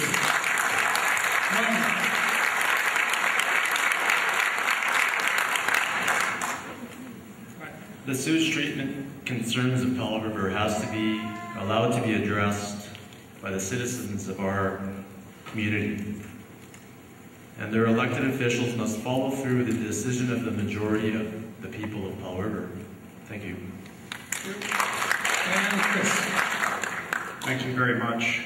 Just to put this into perspective, it's pretty easy to sit on the fence as a politician and not make a decision. You don't want to use any political collateral if, in fact, it's a controversial issue, because you might not get reelected. We've been told by the Ministry of Environment officials that it takes 18 to 36 months to produce a liquid waste plant. Powell River's been at this for 13 years. This council addressed the issue.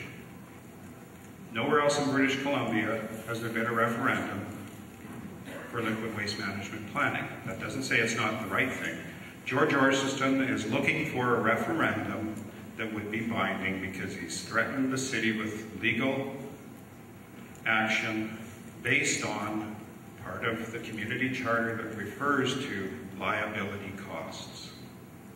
So I've supported a phased approach to developing a city-owned consolidated treatment facility. This is not a 3P. This plan does not sell off any city assets or services to the private sector. The plan would create a service agreement between the city and Catalyst for a period of 10 years with renewal and opt-out clauses. Catalyst's $83 million treatment facility and existing footprint would be used, and at some point in the future, the city will construct its own consolidated facility. So a question, asking the public a question just to get information, I don't think is a valid approach to our responsibility as elected officials.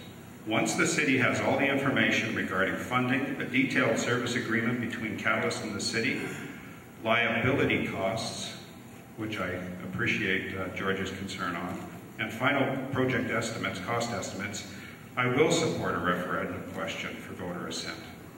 But I'm going to continue to engage the community in a conversation that will enable taxpayers to make an informed decision. And until you have the information, it's going to be difficult to do that. Thank you. But we will. Debbie Dean. Thanks. I had a little bit of this in my closing remarks, but that'll just make my closing remarks shorter, so I'll read what I said. A referendum will be the decision of the incoming council. One person does not decide a referendum. A concept is not binding.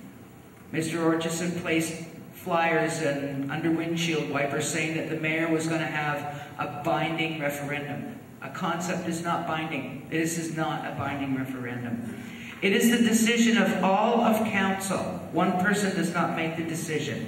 If I have anything to say about it, we will have a referendum, and there will be more than one question on it. However, the question regarding liquid waste will be binding. We don't need to hold a referendum for the sake of it. At this juncture, it is premature. We don't have the answers, we don't have the costs, we don't have the numbers. We need to have everyone fully informed, otherwise it is an exercise in futility. We need to know if the funding is there for co-treatment, and if not, then we go in another direction. We need to hear from the citizens of this city what they are willing to pay for in regard to this infrastructure, because it will be expensive. Thank you, Debbie. I support publicly owned and operated water and wastewater treatment services.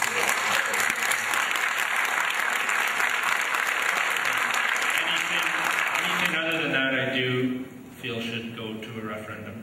That's my stand. Thank you. Bill Hopkins. I think once all the information is in, then the council that's sitting at the time should put the word out to the public and let them have their say. Thank you. Bernard. Because we could have put it on the ballot, the question, when you had over 1,000 people that had shown that they were interested in this subject, and we're always complaining that the taxpayers aren't interested in what we're doing. I think that it was opportune time to find out what all the people that come out to vote were thinking. Whether that was yes or whether that was no, it would have given the council an indication as to what the feeling in the community was. Since the council of the day is willing to go to a referendum when they have all the figures, nothing changes. You then, down the road, when you have all the figures, go to referendum again and say, okay, is this what you want? This is what's going to happen. So it wouldn't cost us anything to ask the first question, just for information. So I think that we should have gone.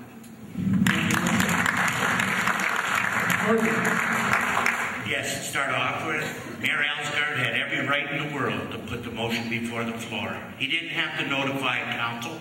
He was being a gentleman. So many times mayors and council present a motion at a council meeting, put a motion on the floor.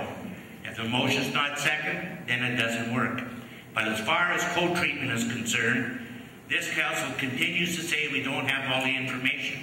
Well, they don't have enough information to go to co-treatment. They don't know what the cost is going to be to run the pipeline from Westview. They do not know, and I finally got an answer from Mr. Gibb, they do not know the hydraulic flows of the town site. You have to know what the flows are to design a plant, to design screening, filtering system. I worked 3 years as a consultant from 203 to 206 in wastewater treatment.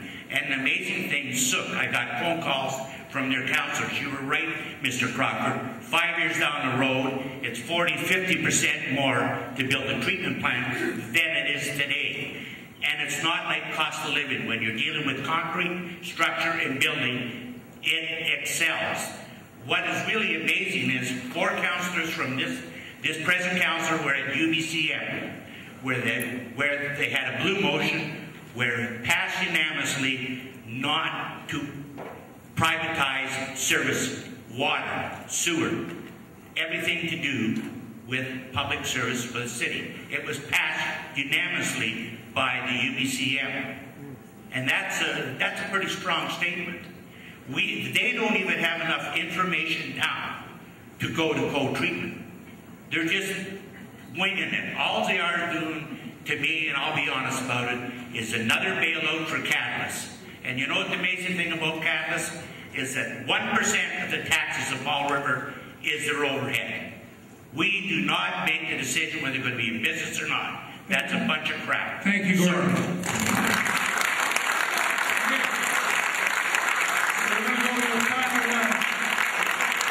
Allow each one to have their 3 minutes closing, and we're going to do it in opposite. Oh, sorry, Scott. I put the number in. I want to say your name again because I really like it. Lucky and Chuck. Close enough. Yes, I'm definitely in support of a referendum, even as a concept, because if the people of this town don't even like the concept, what's the point in pursuing it?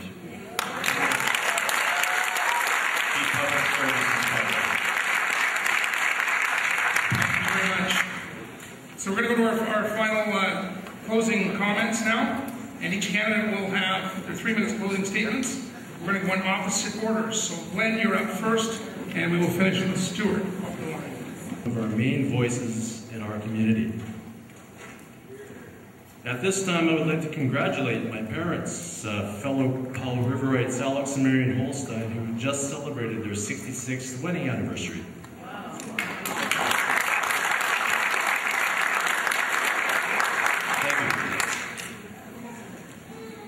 Finally, younger voters should be encouraged to take part in the electoral process, because voting is not only a right, it's a responsibility. Everyone has the opportunity to vote. So let's get out there on November 19th and vote Powell River. Thank you.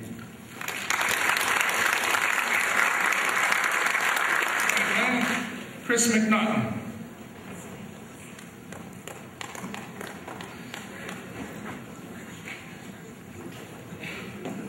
Thank you very much. There's certainly a lot more to do. We need to develop new revenue streams that reduce the tax burden on residents and business. Clean energy projects, land development, fuel tax to offset the cost of transit and pavement management, service agreements with Sliammon as they consider treaty ratification, and service agreements with the regional board. Historically, Powell River is slow to recover from an economic downturn. To avoid this, I'll continue to lead efforts to diversify our economy in ways that support well-paying jobs for family, youth, and attract young entrepreneurs. And I left my other sheet of paper on the table.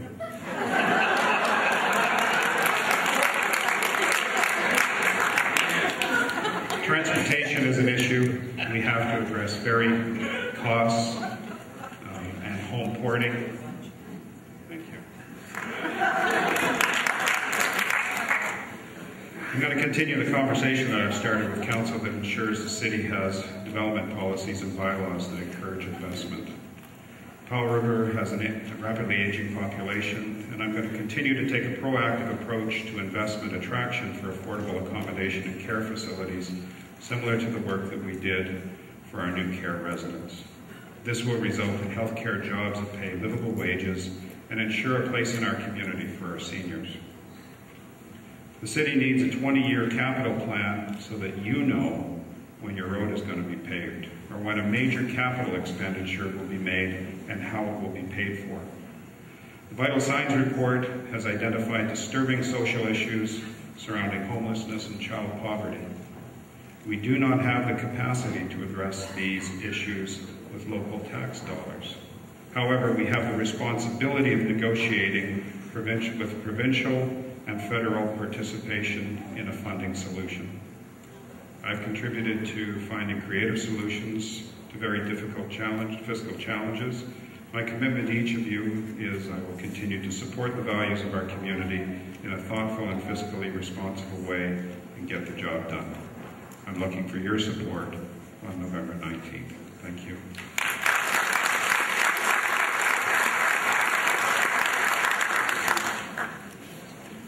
Deputy.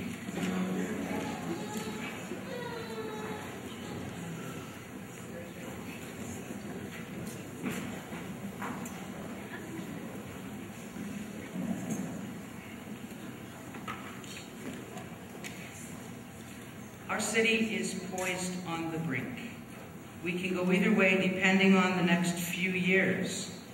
Vision and leadership will take us there. We need to move from a portfolio system to a committee structure. This allows for increased community participation and generates more ideas. We need to continue to examine our taxation, and we very much need to attract new business and investment to Powell River to reduce the tax burden that we all share.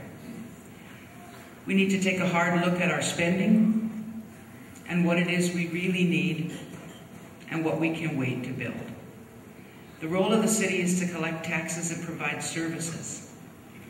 We need to look at these services and how we can provide them in a leaner way while keeping our jobs. We need our cultural center. Phase 1 is the library. This will attract people and create jobs. We need jobs and job creation strategies. If re-elected for the coming term, I will make the economic viability of Powell River a priority. We will diversify our economy in a creative and in a successful fashion. We need to work to take care of our vulnerable and our less fortunate. And we will continue to be a model community that is accessible and inclusive. We need to keep our youth here. We need Powell River to be the place where they want to stay. We need to establish a commission to examine what it will take to accomplish that. We appear as a community divided on several issues. We need to have constant, respectful, and meaningful dialogue on all the issues that we currently face, as well as ones that we will face in the coming years. I have one regret over the last 3 years. That's not following the process on the issue of the track.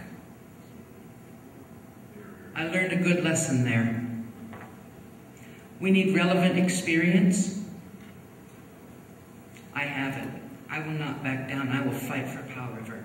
I am a volunteer. I am an advocate. I am a voice, and I am a force.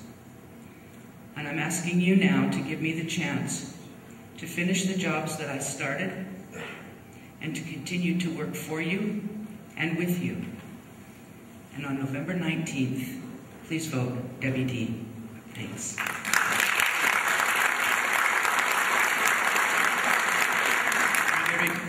Councilor Brewer.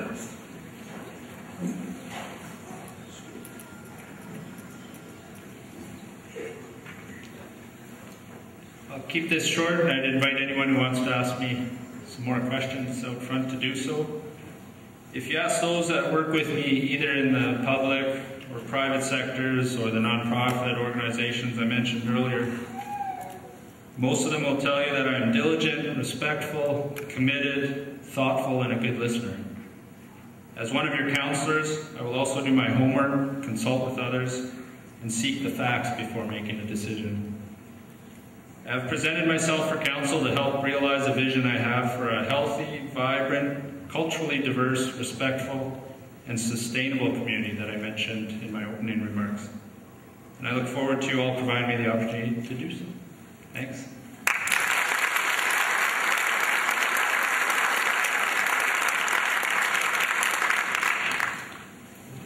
Mr. Bill Hopkins.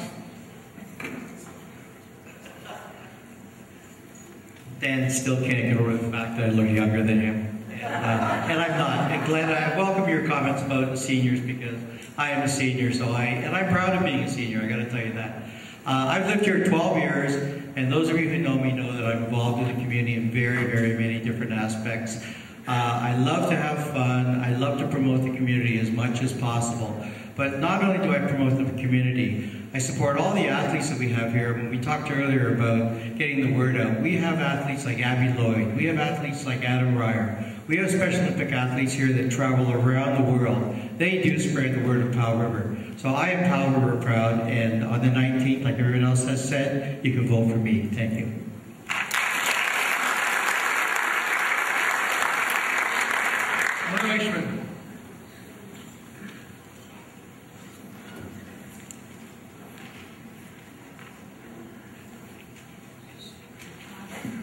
Just to continue on some of the achievements on my last 2 terms on council, where the community accord established with Siam First Nation and subsequent interaction with them on a regular basis.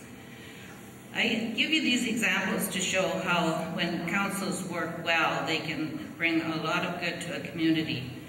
We also formed the Community Force Board, which has proven to be a very positive decision for our community, bringing in funds that also assist many organizations each year. We had the foresight to prepare the work required to submit grant proposals when they were offered. This has proven itself out with the successful grant applications that followed with this last council, such as the Waterfront Project. We worked hard to be included in the Island Coastal Economic Trust Group, which has provided substantial project funding to our area over the last few years. We worked diligently to form the Council for Arts, Culture and Heritage, a grant-and-aid arm for the city to provide funding for these important organizations, which are the fabric of our community. We also proceeded with a long overdue review of the official community plan, with a large committee of over 22 members from the community who reviewed this with us. Community consultation is important, but resolution of the issues with involvement from the community should result in a more positive outcome. I look forward to working to moving forward in both the liquid and solid waste challenges. I see the next several years as presenting bigger challenges with funds in short supply, and yet basic infrastructure needs must be met. We have spent significant amounts of money the last few years. However, we must continue to search for added revenues through our city, in order to lighten the tax load. I offer my experience and reasoned approach to decision making, listening to all sides, in order to represent you on council. Thank you.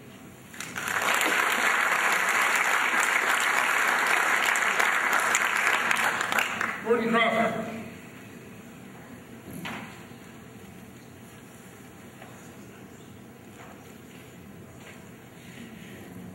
Yes, there's lots of important issues here. The important issue is that we got to keep you people involved. We got to keep you aware of what's happening. We have to have committees that have council and citizens on it. We have to change the philosophy at City Hall. We don't want people coming here, going into City Hall to start a business and walking away shaking their head. And that has been happening for years. More people have walked away from us than walked to us. And that's because of our philosophy. A very, very smart economist told me one time, for you to draw business, you got to get your own house in order, never mind trying to advertise. They will find you. And also he said the most important thing is everybody looks at your tax. If it's a reasonable tax, they will come here. We have to worry about our citizens. Our citizens are getting older. We're taxing you to death. You're deferring your taxes. Why? Because you can't afford to pay them. You can't afford to meet it all. That's why we have poverty. You get elected for council. It's not a venture capital. It is looking after the citizens, spending the tax dollars on the citizens, not on business. Business can look after itself. They don't need a bunch of fumbling councillors trying to bail them out. We should look after our citizens, look after our services, and that's what we're elected for. We're not elected to run business. We're elected to look after you, and that's what I'm going to do, like I've done in the past. I worry about the people, I work hard for them, and I'm a fighter. If I can fight death like last year, I can fight this. Thank you very much.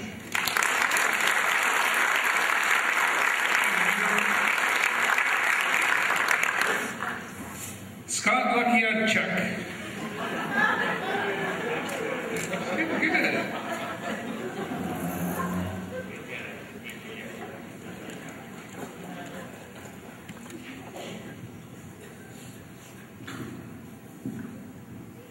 Well, you may not be able to pronounce it, but at least you'll remember it.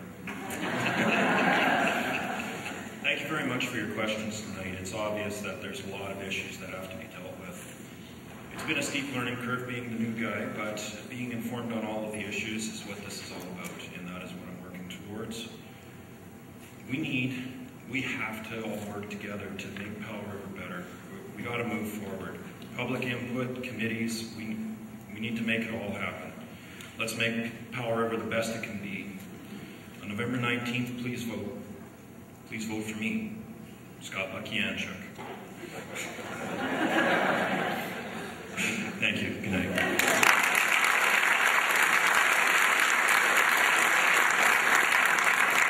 I'll give him speaking my language yet. Maggie Hathaway.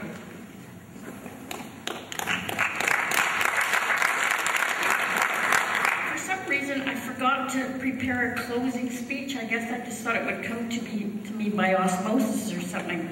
And it kind of did. I think we all get the issues. We know what they are. It's how we resolve them that's the difficulty. Sometimes, that's the council's job, is to figure out how we resolve these issues. Sometimes on council I've been referred to as the Lone Ranger, devil's advocate, some of those things. And I'm happy to play that role. I think we need a diverse council that has many points of view. I'd like to thank everyone tonight for your thoughtful questions, and I hope this has been a useful exercise for you. I've been honored to serve for this community for the past 3 years, and should I be re-elected, I will work hard to ensure that your best interests are in my many good hands. Thank you.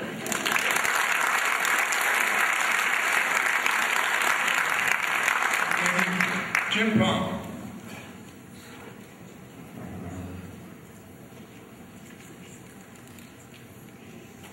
Thank you, Mr. DeVita. My name is Jim Powell. I just want to say I'm very grateful for 3 years in office. Thank you for putting your trust in me. I've tried to honor that. As I mentioned during my opening comments, we were successful on many of our project funding applications for one simple reason. We had our homework complete and plans sitting on a shelf ready for submission. In terms of a forward go-ahead plan, first, I believe we must be prepared to create plans over the next 6 months to a year for the possibility of additional infrastructure funding looming on the horizon. The Federal Finance Minister, the Honourable Jim Flaherty, has publicly stated that if the economy continues to flounder or get worse, heaven forbid, the feds may be looking at additional infrastructure stimulus funding as a bridge to better days. We need to quickly put together a new pavement management plan and identify the roads and which pipes under those roads are in the most need of replacement. We need to be ready to move quickly. Secondly, we must produce a well-defined strategic plan that identifies priorities and has measurable outcomes. I have been hearing this over and over from our engineering department, and it makes good common business sense. In my estimation, we have hit the taxation ceiling and must be prepared to make the tough choices necessary to live within our means. The days of dipping into your pockets for our next infusion of funds are simply over. Thirdly, I strongly encourage each of you to obtain a copy of Councillor Formosa's handout at the table in the foyer before you leave tonight, if you don't have one already.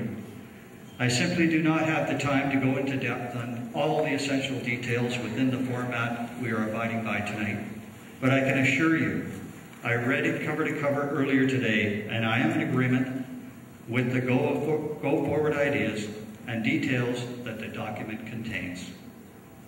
Lastly, I am committed to my family. I am committed to this community. So whatever the result on November 19th, I'm going to find a moment to sit down with my lovely wife and share the bottle of champagne I bought for her on August 23rd, which happened to be my 25th wedding anniversary. It's waiting. I will be satisfied in knowing that whatever the outcome on November 19th, it will be right, because the people have spoken. I will be in the foyer after for questions or comments. I look forward to seeing you all over the polls November 19th. My name is Jim Powell. Thank you.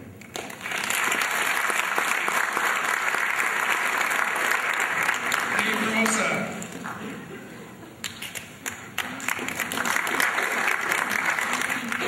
In closing, I just want to mention, as Councillor Palm so graciously did, my whole platform is written down and it's available in the foyer for those that are interested in reading the thoughts that I put down and what I would do if elected as mayor. To summarize my platform if elected as mayor of Powell River, I commit to work hard on all the issues I discussed earlier, working to keep your major employer running here with innovative ideas that are good for both the city and the mill. Did you know that the mill hired approximately 26 new young employees recently and is looking at employing an extra 15 more young people in the very near future? Isn't this great news for Powell River? I mean, really, have you heard of it? Have you heard of anything like that in the last, 10 years? No. And we're excited about that. Enticing more investment into our city that will bring more jobs and new taxes and hopefully young families, working closely with SLAM to combine resources for economic growth, working with BC Ferries to make travel to and from Powell River more affordable. Having to pay in both directions will be an issue I will sink my teeth into.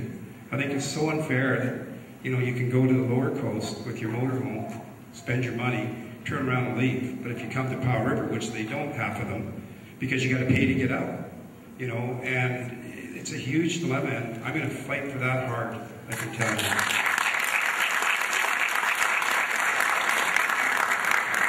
Create affordable housing, in doing so helping so many of the less fortunate in our community. Creating own source revenues for Powell River. That's a big issue for us. Seniors and the veterans. We cannot forget, and I don't. I'll tell you a little story. I got a phone call from a senior one day, and he was giving us a hard time about some issues and how hard it is to live on his pension and his income. It was over at the time when we allowed, I think, the library staff to enjoy the same benefits as the rest of the QP union for using the complex for keeping their health up. And that's what, you know, that whole thing was about. If they use the facilities here, which are paid for, you know, they'll be healthier, less time on sick benefit. And we were giving it to all our other people. And this citizen called and he was upset. And he says, you know, us seniors, we can't afford these things. And I said, well, sir, I'm going to go back and I'm going to see what I can do to see if we can't get you, you know, at least a day a month that you can go for free. Yeah, he says, that'll never happen. It did happen. And so, you know, we don't forget.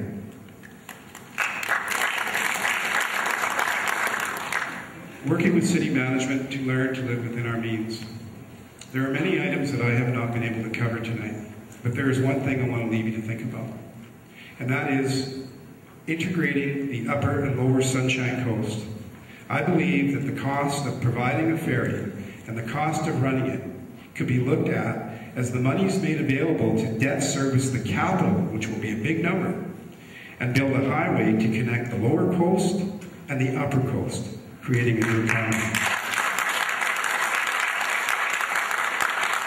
This is very doable and something I'm going to work hard on. So in closing, I want to say, may God bless us all. Have a good evening. Thanks for coming. Bye.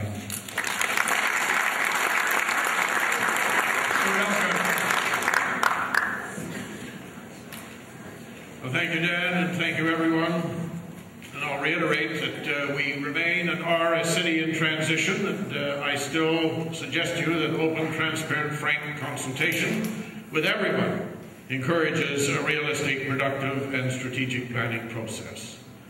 I've always believed, and I continue to believe, that I work for you and that the council should not only consult with the public, but from time to time ask you directly if you are prepared to accept and pay for a new direction in important matters. The future is ours, and there are so many things that we can set about to do. I call to your attention again the publication Vital Signs, which the city has contributed to, and many others have as well. And it asks, how are we doing as a community? What issues are most important to us? And how does our future really look? Well, most of us crave a very honest conversation about the future. For that reason, I ask for your continued support as we transition over the next 3 years to a new generation of leadership in this wonderful community. Thank you for your attendance, and thank you for your questions, and thank you for your belief in our future. Thank you.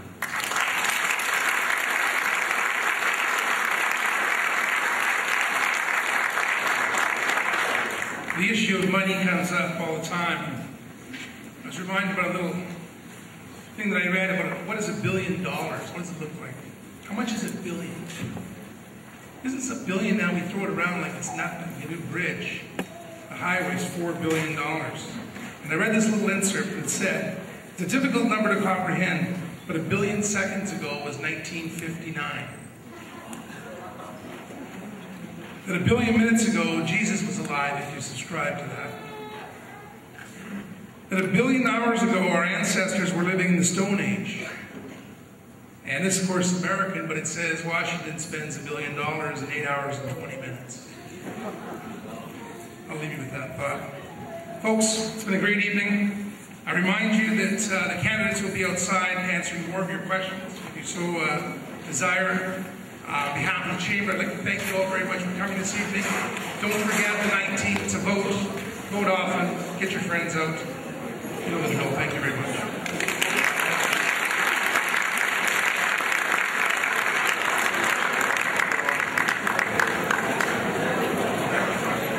All right. How you keeping? Good. How are you doing? Good. Didn't drop anything on my head anyway. Thank you. I hope I jumped up and down with the two.